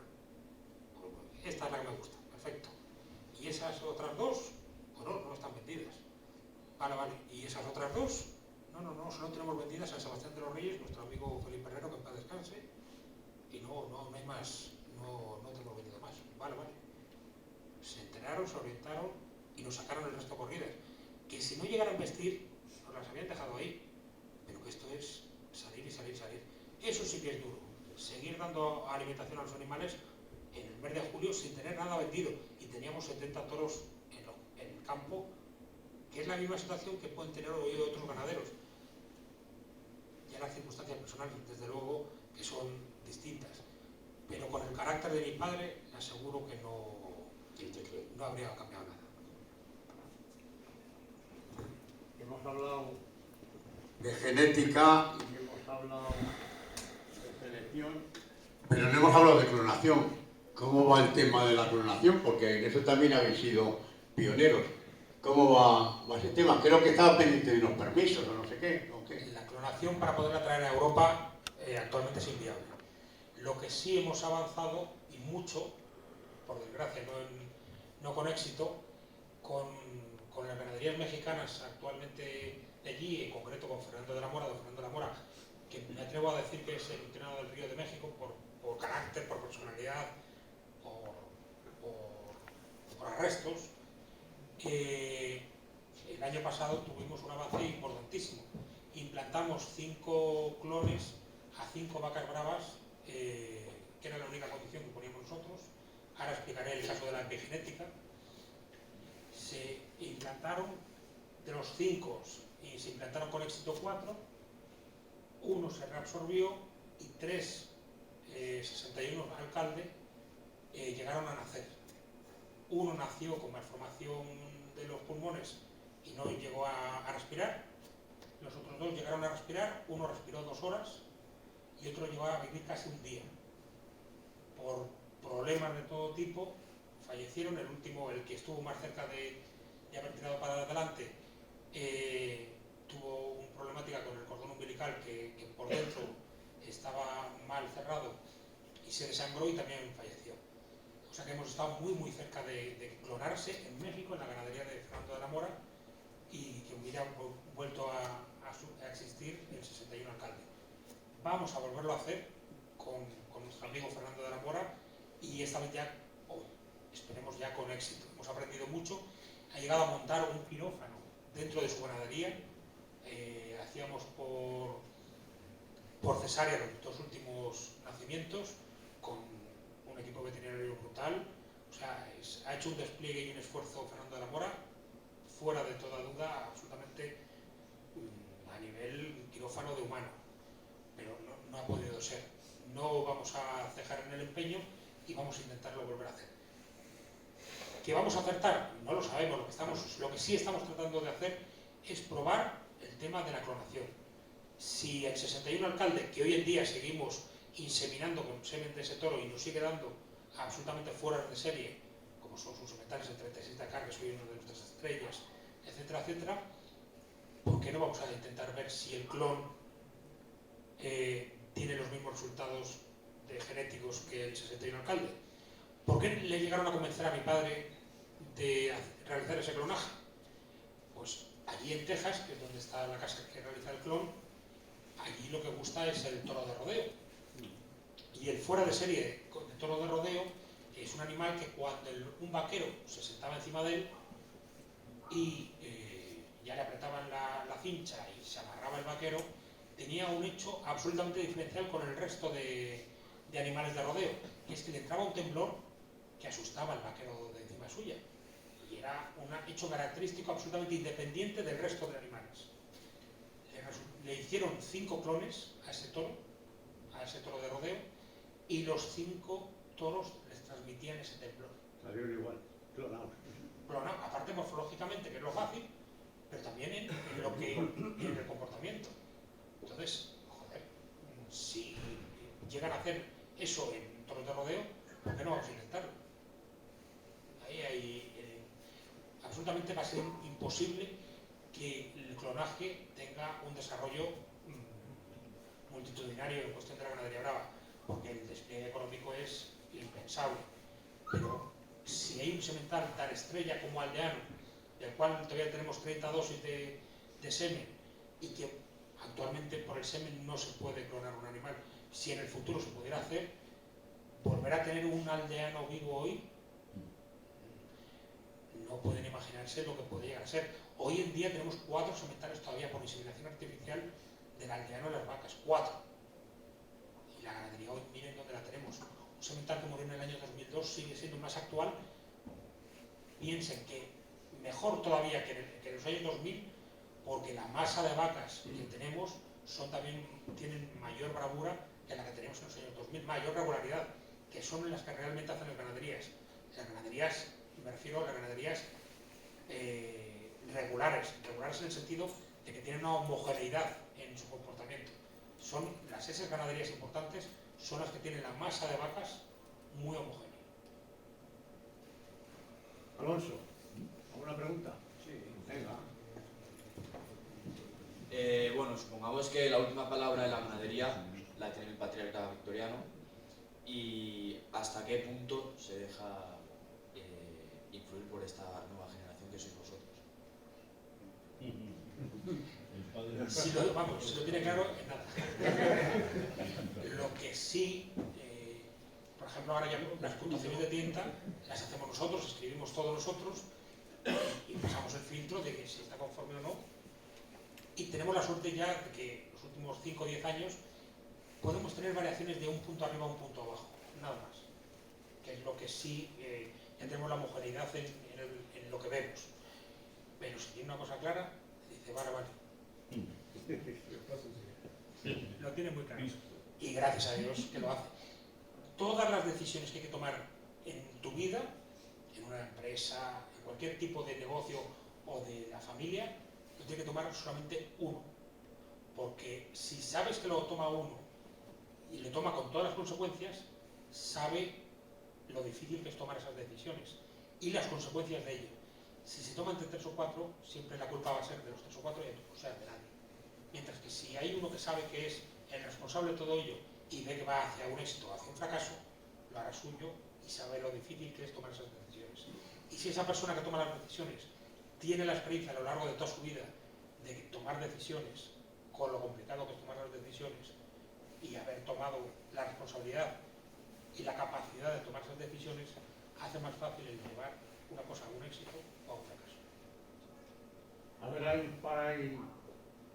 ¿alguien quiere preguntar o...? Contecha. Espera, coge el micrófono. Digo que si levanto la mano suficiente se ve. No se graba, no. Bueno, yo quería preguntarle sobre qué parentesco tiene o tenía con usted doña Lorenza Cortés, y si era de Colmenar Viejo. Lorenza Cortés era su hermana, vamos a ver. Es una señora, esta señora debió vivir sobre 1860 o tal. No, estaba casada con Patricio San, un ganadero de San San de Guadalís. Patricio San, estamos bien. Vamos a ver. Abuela. Mi abuela Gregoria Cortés Mansilla por parte, su padre y el de Lorenza Cortés era el mismo padre, pero mi abuela, mi bisabuela falleció y tuvo segunda nupcias mi bisabuelo. O sea que es padre común, madre distinta. ¿Era colmenareña esta señora? Lorenza Cortés, ahí lo tengo que preguntar yo. No. Era de Guadalix y luego se fue a vivir a San Agustín. Ya. Con Patricio que se casó. Ya, yo pensaba padre común. de que podría ser hermana de doña Gregoria, y como doña Gregoria nació en Colmenar, pensaba que podía ser también... Gregoria Cortés Mansilla era la que su madre era Gregoria Mansilla, que es la que nació en Colmenar Viejo, hija de Tomás Mansilla. Su madre fue la que falleció y en segundas nupcias mi bisabuelo fue el que se casó, creo recordar que era Euduvigis Gil, o Euduvigis, creo, hubo dos segundas nupcias con dos bisabuelos míos y fue el que sacó la segunda línea. Por eso son hermanastras. A ver, Paco.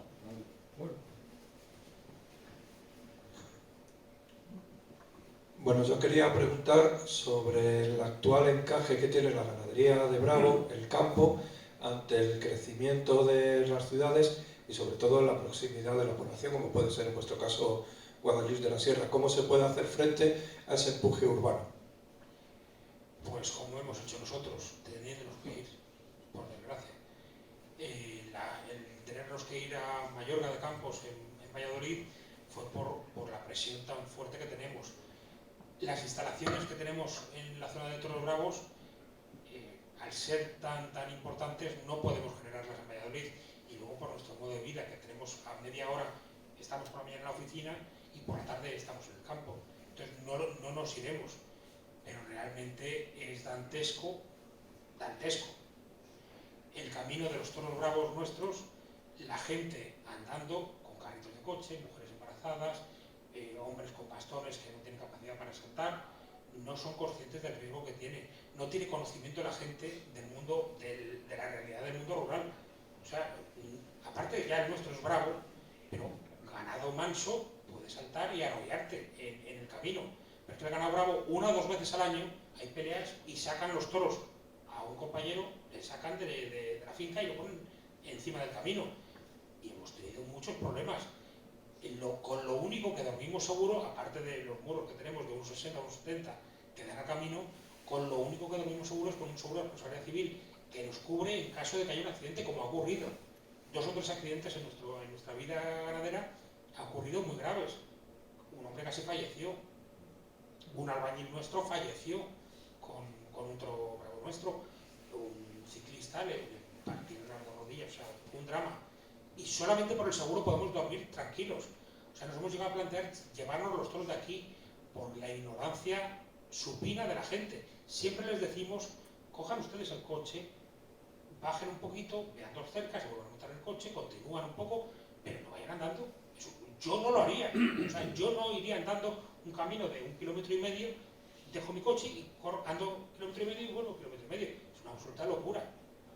La ciudad lo que genera es un amor por el campo desde aquí, desde el ordenador, donde se ve la imagen tan preciosa.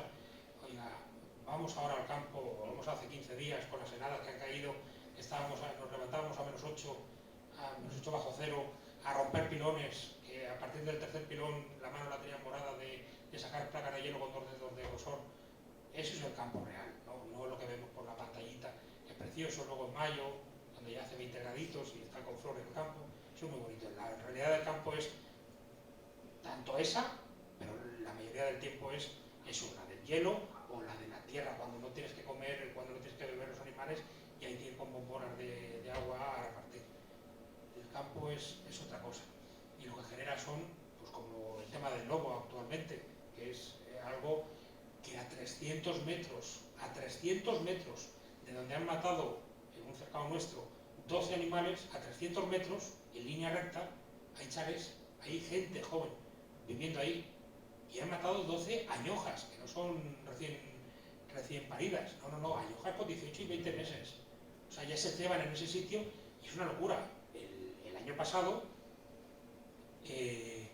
mataron un animal y sacaron las 25 de ese cercado, 25 añojas, que fueron, probablemente conozcáis todos dónde está nuestro camino, salieron a mano derecha y llegaron a Soto, la Guardia Civil tuvo la suerte, la capacidad de volverla para atrás, llegaron a la rotonda del Asador Junco, en Guadalís, y de ahí las tuvimos que coger como pudimos. El mayoral, los vaqueros y nosotros, 6 o 7 las cogimos a mano, y el resto, las 18-20, las subimos por mitad de las urbanizaciones. O sea, fue una auténtica locura. Y todo eso por el lobo, que tuvimos cortada la carretera de Guadalís a Soto de 7 de la mañana a 12 de la mañana, que estuvimos 5 horas con animales para ir para abajo. La Guardia Civil estuvo con nosotros encantadora. O sea, pudo ocurrir un drama.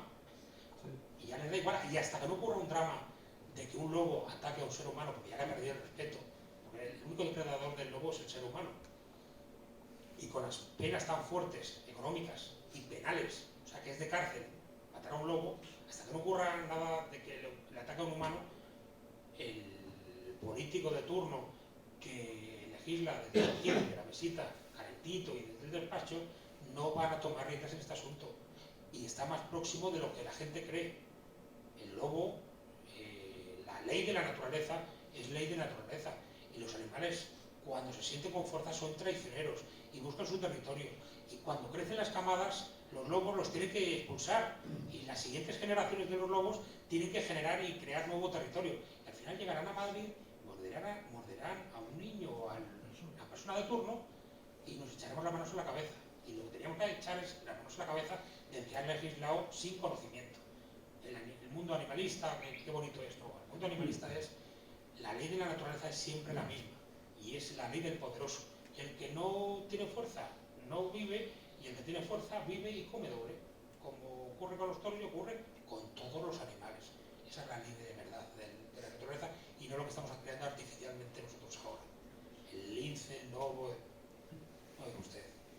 Esto es más real de lo que piensaría desde el despacho. Una preguntita más. Vamos, levanta la mano. Vamos, coge el micrófono. Hola, de nuevo. ¿Qué ganadería recuperarías de estas que están tristemente en el olvido, como ganaderos románticos, o sea, que luego tenéis espejos, o que os gustaría entre todos hablar? Pues, algo de Santa Coloma, algo de Contreras. ¿Qué ganadería tú te gustaría? Mi padre ha sido un enamorado del Encastel y Sardo, lo tuvimos de hecho. Y ese Encastel y Sardo compramos 70 vacas, van a entender rápido, en 2000, 99-2000, compramos 70 vacas, 15 herales, 15 utreros, para sacar sementales. Sacamos 2 sementales extraordinarios, el 2 polvoriento y el 43 picadito, extraordinario. Le dimos 3 corridas en Madrid, 2 de ellas con gran éxito, sobre todo la de Torres Jerez, que puede haber cortado 3 o 4 orejas. Pero 10 años después, cuando vendimos la ganadería, de 70 vacas madres que compramos, vendimos 34. O sea que si hubiéramos seguido otros 10 años, nos habíamos quedado sin ganadería de Lisardo. Y uno de los defectos principales fue precisamente lo que he comentado de duplicado. Esa salida de los corrales y remata, y en el primer puyazo ya sacan el rabo hacia arriba y recarga, y además todos los animales. Aquí era lo opuesto. Salían de los chiqueros, daban 4 o 5 vueltas, asustadas todo el rato, todas, o el 90% me atrevo a decir, que trataban de saltar para irse fuera de la plaza. Todas las piedras que remataban la plaza nuestra las quitaban. Una llegó a saltar fuera de una plaza, una pared de 2,5 metros, o sea, locuras. El primer puyazo te dan 2 patadas, en el segundo puyazo otras 2 patadas, en el tercer puyazo se quedan ya un poquito, cuarto igual, y demás. Y el amuleto igual, empiezan yendo, corriendo, y en la tercera tanda ya se quedan enhebradas, y eso es manso. Y mi padre dice, pero joder, si esto no me gusta. Y les tentábamos mezclado con domé, que ese era otro de los problemas. Veías la domé caliente, brava, humilladora, y veía la siguiente, joder, esto es insufrible, y manso.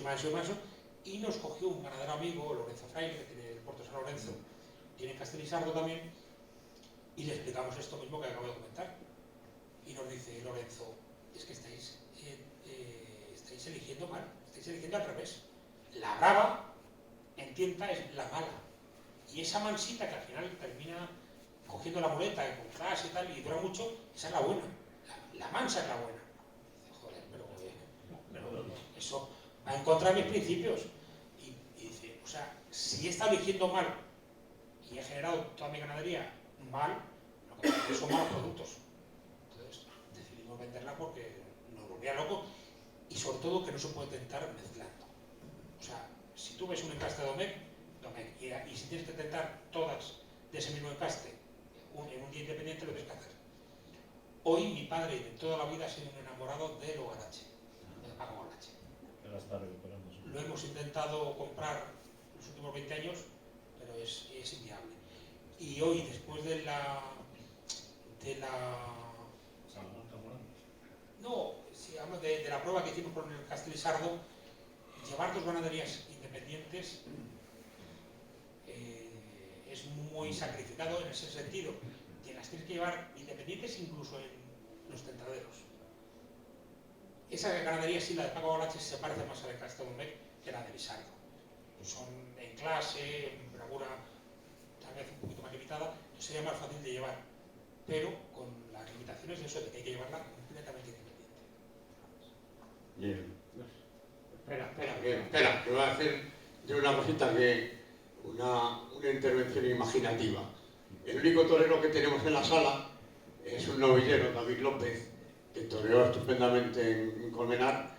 Como ya sabemos que no nos vas a traer el ganado a Colmenar, las razones que has explicado, que son respetables, pero sí lo llevas a Guadalix.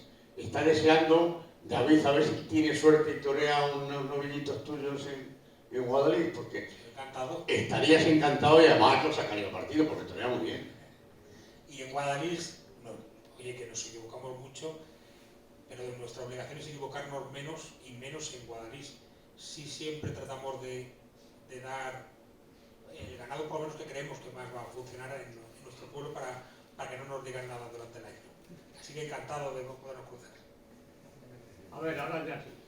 Sí, buenos días. En primer lugar, pedir disculpas porque me he incorporado tarde, tanto en la mesa como los asistentes. No has dicho quién eres, luego no te conozco por lo que... Me llamo Luis de la Morena del Valle.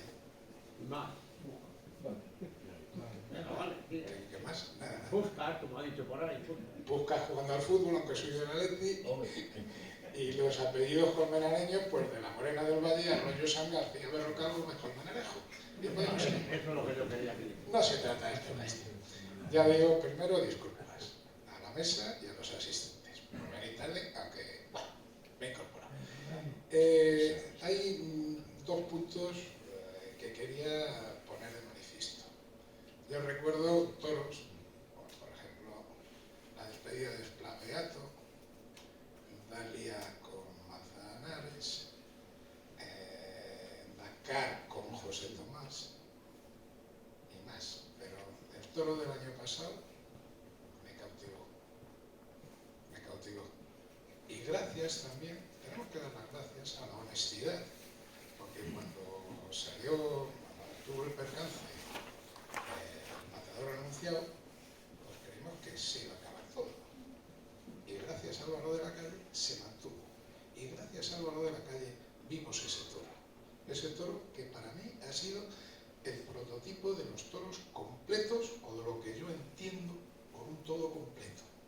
Lo has descrito perfectamente, maravillosamente, porque perfecto es Dios y yo todavía a Dios no lo he visto. Entonces, haciendo esta similitud entre toro y torero, pero yéndonos al toro de Álvaro de la Calle, ha habido triunfos por los toros, ¿vale? Beato, Dakar.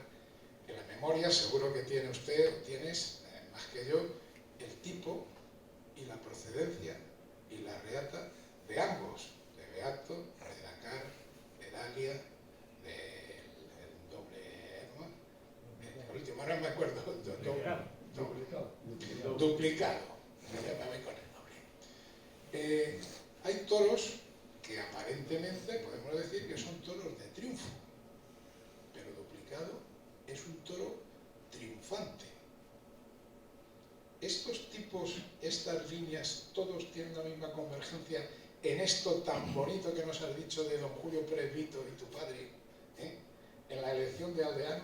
¿Tienen la misma convergencia en aldeano o ya vienen de otras líneas diferentes? De las 17 puertas grandes que gracias a Dios hemos podido compartir con todos ustedes, 16 convergen en aldeano, 16 de las 17. la otra es de otra línea que disponemos, y Verbenero también era de otra línea distinta, el Verbenero del Cid, pero me atrevo a decir que, he dicho antes, el 80%, el 95% de los éxitos de esta ganadería convergen todos en Aldeano, el 95%. Es estar en el lugar señalado, en el momento señalado y con las personas señaladas. Eso es el milagro que sucedió con Aldeano fue ese. A partir de ahí, generarlo y sacarle provecho. También me atrevo a decir que Aldeano, mi padre ha cedido pajuelas de ese semental a otros ganaderos, las ha regalado, vendido, nunca se ha vendido el Aldeano, las ha regalado, y esos ganaderos, por H o por B, han sido 4 o 5 ganaderos, no le han sacado rendimiento a Aldeano. Aldeano tiene unas peculiaridades muy marcadas y había que tener una paciencia con él infinita, porque era un animal un puntito, pensando en el toro moderno. Nosotros le hemos metido un puntito más de bravura. Aldeano no se empleaba al principio en las salidas y era un puntito avanto. Y su crecimiento llegaba siempre a partir de banderillas. Yo siempre cuento la misma anécdota, que es el día de Cantapájaros de Juli. Después, en sexto lugar, salió un toro muy bravo, con muchísima transmisión, que se llamaba Artillero, que le tocó a Manzanares. Yo estaba sentado en el buradero, había un apoderado al lado mío, y al lado siguiente estaba José María Manzanares, padre. Y el toro, cuando salió, pues, ya había cortado la segunda oreja Juli, pues la tarde ya estaba en la cúspide y ya era muy difícil que pudiera ocurrir nada. Y el toro Artillero, que tenía un fondo muy bravo, pues los bravos normalmente no se desplazan con el capote, el caballo recargó fuerte y soltó José María Manzanares. Pues, este toro no va a valer, una pena.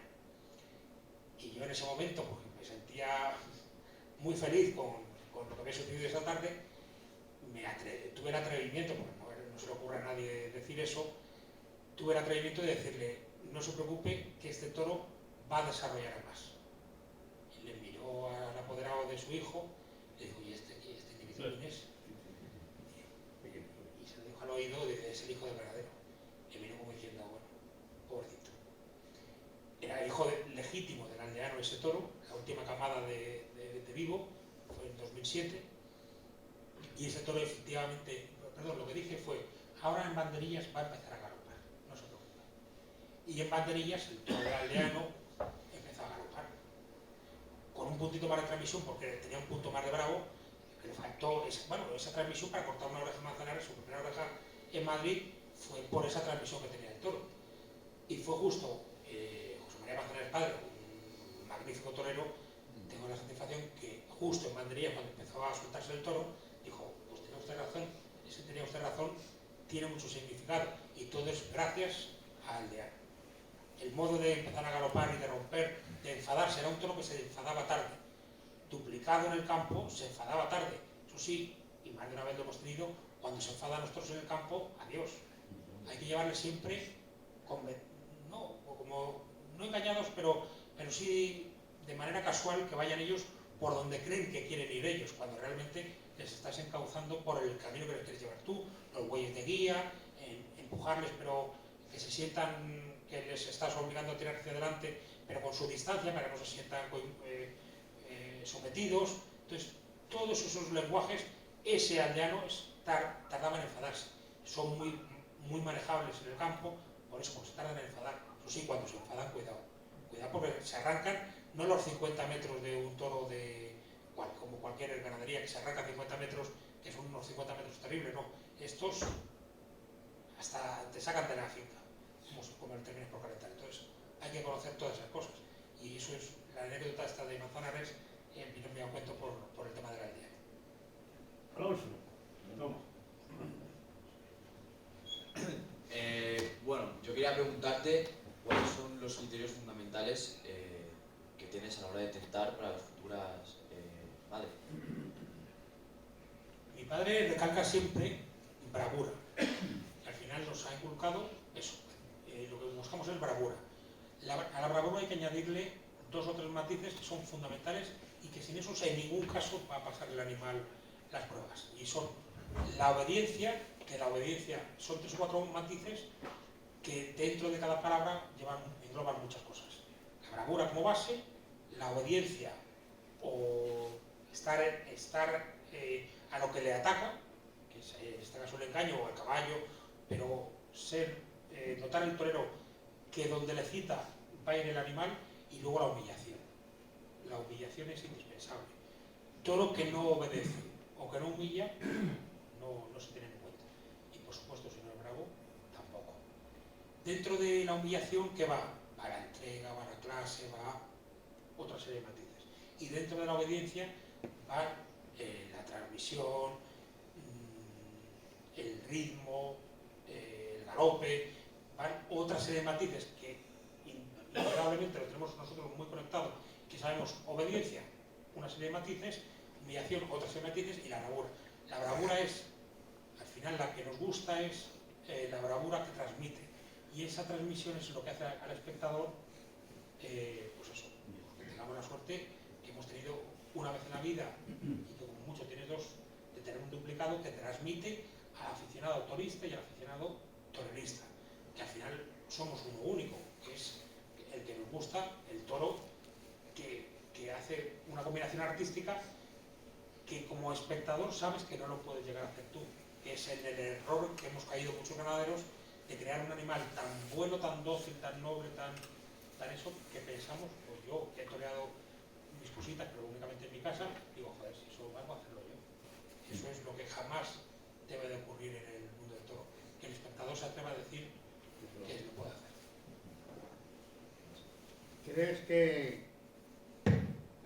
¿Tú crees que el toreo, la concepción del toreo moderno, dando tan poca importancia como creo que se da al caballo, puede subsistir mucho tiempo? ¿La suerte de picar no es suprema? Con nuestra ganadería sí me atrevo a decir que es absolutamente imprescindible, porque los toros nuestros hay que picarlos. Sí hay otras ganaderías que le restan importancia y que es un mero trámite el pasar por el caballo, pero mientras que existan ganaderías que el aficionado diga, y normalmente suelen ser las mismas con el mismo fondo, como es la ganadería con fondo de bravo, eso se va a mantener absolutamente. Que hay que cambiar, lo que sí tenemos que ser conscientes es que hay que cambiar el concepto de picar de ahora. Nuestros toros, que cada vez se emplean más en todo, hablo de nuestros toros de toda la ganadería, no hablo de la mía en particular, se chocan, porque no tiene otra palabra, se chocan contra animales de 1000 kilos, con petos que son absolutamente corazas. No tienen planchas de acero dentro, pero el material de los chalecos antibalas es el que se usa. O sea, podéis imaginar qué material, de qué dureza estamos hablando de material. El estribo, que es un hierro absoluto. O sea, el pelear el animal como pelean los toros actualmente en el caballo es un auténtico milagro. Esa puya que al recargar sangran los toros una barbaridad. Y luego el concepto, efectivamente es malo que haya solamente un puyazo en las corridas, pero es que hay mucho indocumentado, mucha presidencia indocumentada, que si no le das el puyazo fuerte, te lo pueden cambiar y dejarte un toro crudo, ojo, Dios me libre de un serrano. Entonces el primer puyazo lo dan sin duelo, pensando que le puede cambiar el presidente porque le apetece. Porque no habla y no dialoga con el torero. Entonces, pero qué más bonito, oye, lo que más pude disfrutar yo de lo que me acuerdo de la camada del año 2022 fue del tercer puyazo de duplicado. La manera de galopar con esa entrega. Pero claro, esa humillación pues es un auténtico milagro.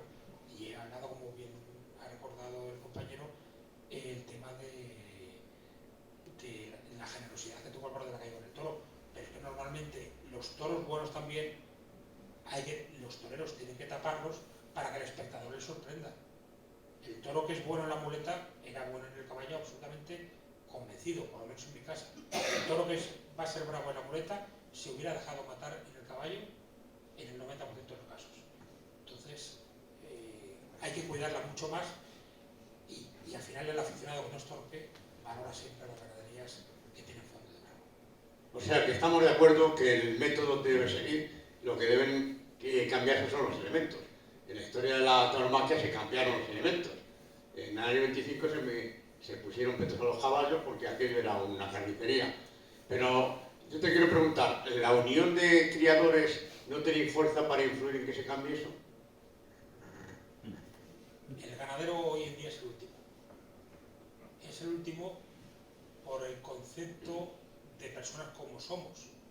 Somos unas personas, entre comillas vamos a decir, educadas, que en lo general no buscamos la economía en los animales, mientras que todos los demás estamentos de la fiesta viven por y para su profesión, y de ella depende.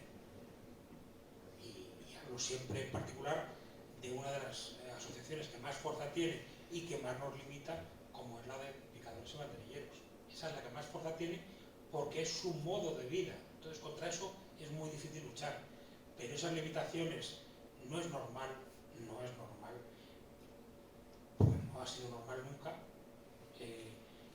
que matadores de toros con 55 años hay muy pocos. Y hoy en día vemos muchos banderilleros de una edad muy avanzada y que, pues oiga usted, para su jubilación, pues baje otra vez a las novedades sin picadores para poder terminar su jubilación. No es normal que haya picadores con esa edad. O sea, y para que pues, se pueda montar un picador encima de un caballo de esos, tiene que ser un caballo muralla. Y esas son las limitaciones más fuertes que tenemos. Y cuando hay un caballo muralla con un peto muralla y con 1000 kilos, pues yo puedo, si tuviera valor, podría llegar a picar yo. Porque no hace falta casi pagar. Alonso, una preguntita, que luego vamos a pasar el micrófono, que esto se tiene que ir acabando. Vale, vale. Bueno, hay noticias de una alarmante disminución de cabezas en el campo. Y quería preguntarte si esto es realmente tan alarmante como dicen o no. Sí, por desgracia sí. La pandemia, primero la crisis del 2008 ya nos hizo reducir a todos los ganaderos. La pandemia nos ha vuelto a dar un meneo que no se pueden imaginar. Y como ya a muchos compañeros les afectaba a cuestiones familiares, pues ha habido muchos ganaderos que han quitado una gran parte de vacas y otra gran parte de animales. Cuando te afecta personalmente no hay derecho ni justicia de decir a un hombre que continúe con la ganadería porque no es lo normal. El hecho sí es que va a ocurrir lo mismo. Vamos a pasar 2 o 3 años de carencia grande de animales que puede repercutir en las ganaderías de primer nivel, en las ferias de primer nivel, del tipo de trapío de esas corridas, pero si ha habido una bajada de 4.000 vacas madres, de 4 o 5.000 vacas madres, ya en este año 2023, principios de 2023, ya han hablado de que ya ha habido un incremento de 1.500 vacas madres. O sea que puede suceder luego otra vez lo contrario. Esta carencia que vamos a tener unos años, que nos puede venir bien para incrementar un poco los precios de las corridas, que estamos cobrando el mismo precio de las corridas que el año 2000, o sea 23 años después, seguimos cobrando lo mismo, y esperemos que estos años de carencia suban un poco los precios. Lo que va a hacer es que luego otra vez vaya a haber un exceso y otra vez, por desgracia, problemática para las ganaderías que no puedan lidiar. Don Luis. Bueno, comentar 2 cosas.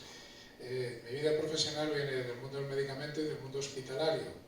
Al igual que un paciente se le asigna un médico, yendo al tema de la clonación, las ganaderías, los ganaderos tienen o tenéis un veterinario, digamos, predilecto o que trabaje con ustedes o con vosotros, y también, si no solamente para los aspectos sanitarios, sino yéndonos a las clonaciones. Yo recuerdo en mi época hospitalaria se hacía el mapa cromosómico de todas las personas cuando había que hacerle algún tipo de trasplante. Entonces, no es lo mismo un trasplante que una clonación, pero sí sabemos que el número de cromosomas, si había algún déficit en un cromosoma, ¿están haciendo en su ganadería algún estudio cromosómico o disponen de estudios cromosómicos de reatas o de, siguiendo la línea de Aldeano? Sabemos cromosómicamente, porque la dotación cromosómica, como todos sabemos, no es lo mismo la del ser humano que la del toro, ¿no? Pero disponen ya de estudios cromosómicos de la línea de Aldeano, que prácticamente podemos decir que fue quien gestó y generó la ganadería. A tanto no llegamos. La primera pregunta, tenemos nuestro veterinario de referencia, que es de nuestra ganadería, que es don Javier Blanco, que es catedrático de la Universidad Veterinaria de aquí de Madrid, desde hace más de 20 años, aun cuando podemos hacer cosas puntuales genéticas con otros veterinarios que suelen ser de fuera de Madrid. Pero el 99% de la ganadería la lleva Javier Blanco. Y respecto de si tenemos el código genético de todos los sementales con cierta importancia de la ganadería. Estudios, sé que hay ahora mismo ganaderías que están haciendo, buscando la transmisión, buscando ciertos aspectos que sean coincidentes para buscar la ganadería. En ese sentido, ¿cómo decirlo, cómo explicarlo sin que suene despectivo hacia la técnica? Que es, seguro que encontraríamos pareceres de ahí. No tenemos tiempo, o sea, tenemos tanto trabajo en la ganadería que no nos paramos a mirar ahí, y seguro que haría que el margen de error de las corridas de toros fuera menor, pero conllevaría tanto manejo del toro, tanto manejo extra, porque con carácter, sí sabemos, si hemos estudiado niveles de glucosa de los animales que le supone que tenga más fuerza o menos fuerza de cara a la corrida. Y el que esté más próximo a la corrida, su carácter sanitario lo más alto posible, o sea que habría que hacerle análisis 2 o 3 días antes de cada corrida, nos conllevaría más manejo al toro, que es algo que lo tenemos muy limitado y muy controlado, inclusive con el tema de las fundas, que me ha extrañado que no preguntara a nadie del tema de las fundas. Es que venía después. Sí nos gustaría, pero ya nos añadiría mayor problemática al manejo de los toros, y manejar 100 toros, aunque parece que no son tantos, es una labor que todos los días hay que mover algún animal por alguna motivación, funda, puntazo, cornada, enfermedad.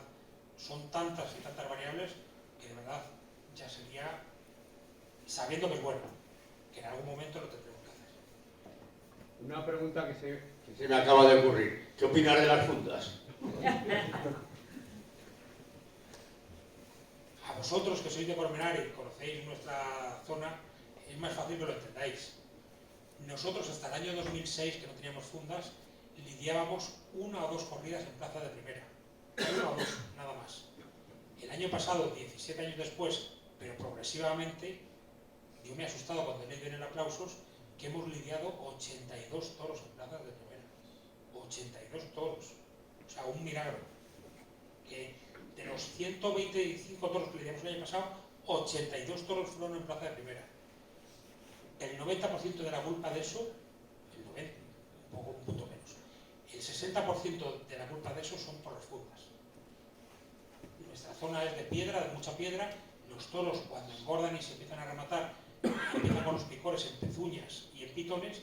En las pezuñas se calma el problema fácil, porque se la raspan con las piedras, con el tendar, pero los pitones no, y los pitones los tienen que clavar en el suelo y para calmarse ese picor.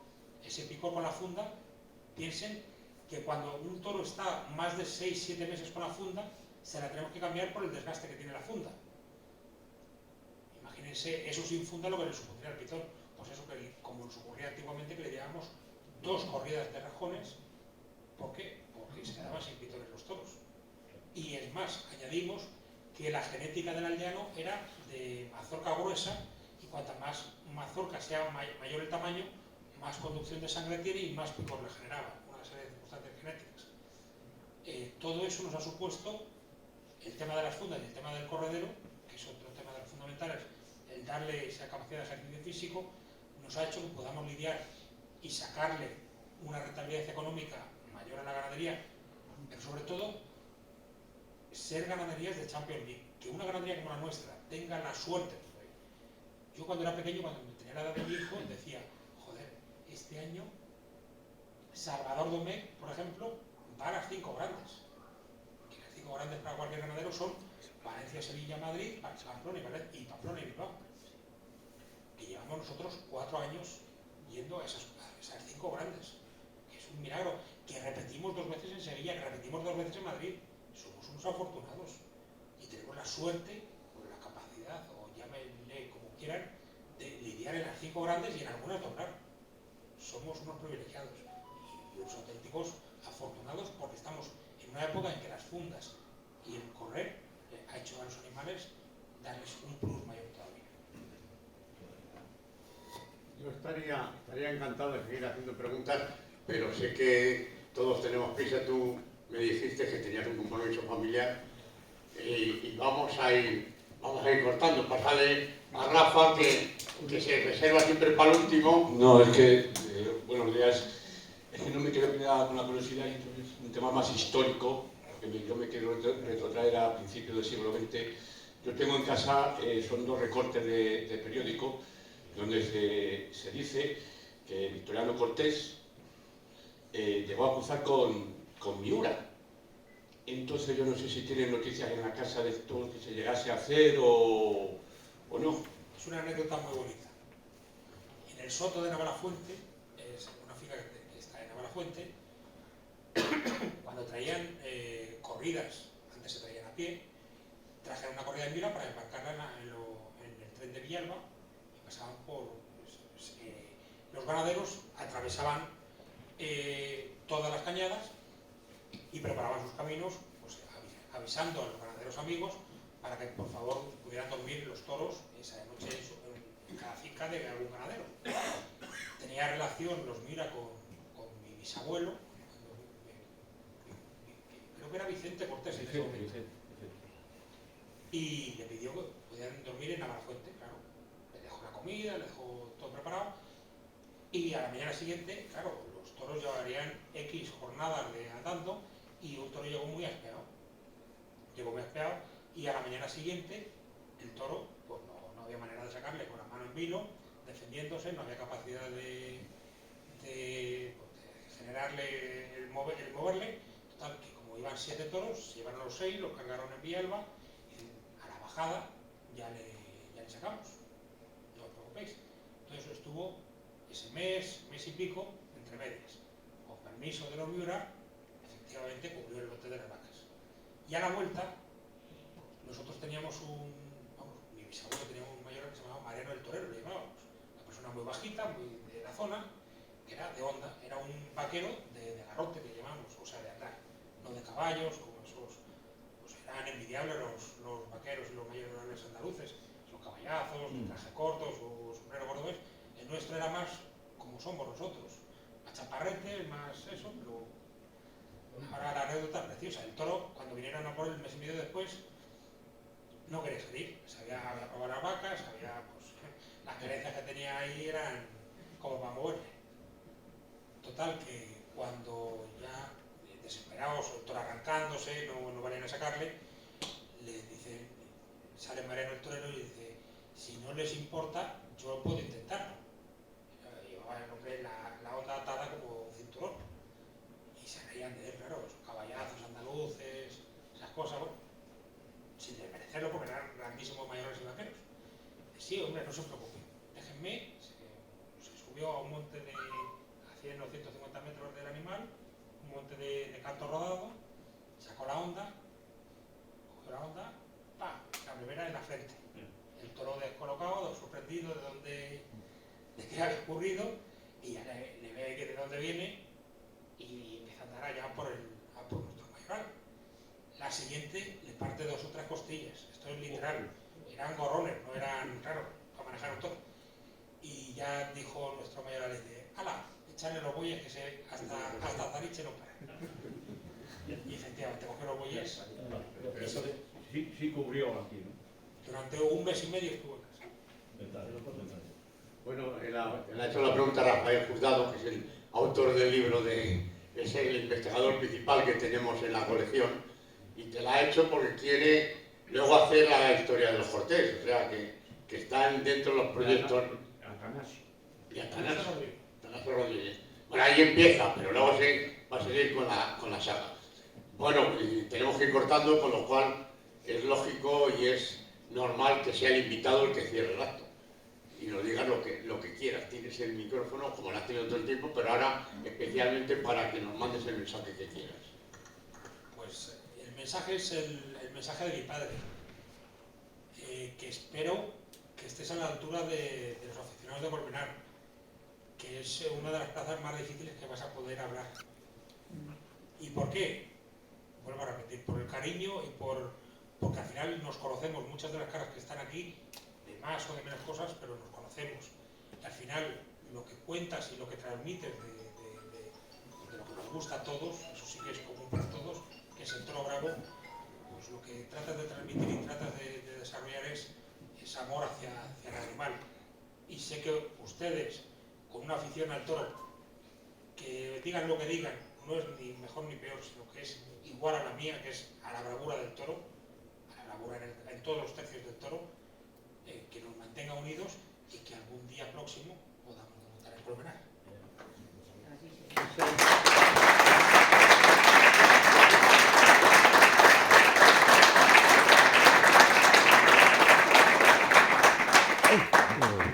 Voy a pedir un aplauso para ti, Fontana, ¿lo has visto? Le transmites a tu padre de nuestra parte que estamos encantados, que has triunfado. Aquí no hay orejas y rabos porque no hay muerte de animal, pero sí hay reconocimiento. Hay reconocimiento y cuando publiquemos y reproduzcamos el seminario, pues se verá lo interesante que ha sido. Porque yo creo que estamos todos de acuerdo que nos has deleitado una mañana estupenda.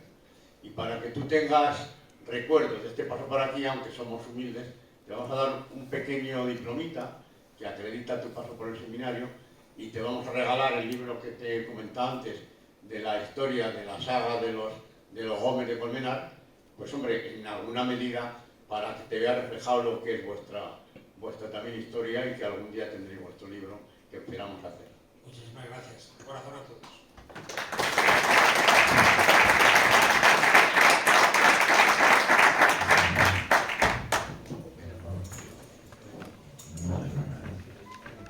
Pequeño diploma de los tres. Sí, que nos ponemos los tres.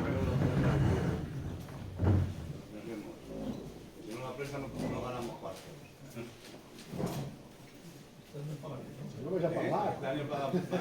Si no paga. Vale, espera, que voy a coger el libro.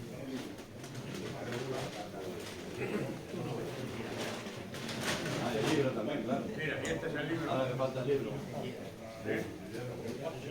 La colección se llama Apuntes de Tauromaquia Colmenareña y esta vez se puede estar en él y aquí podría...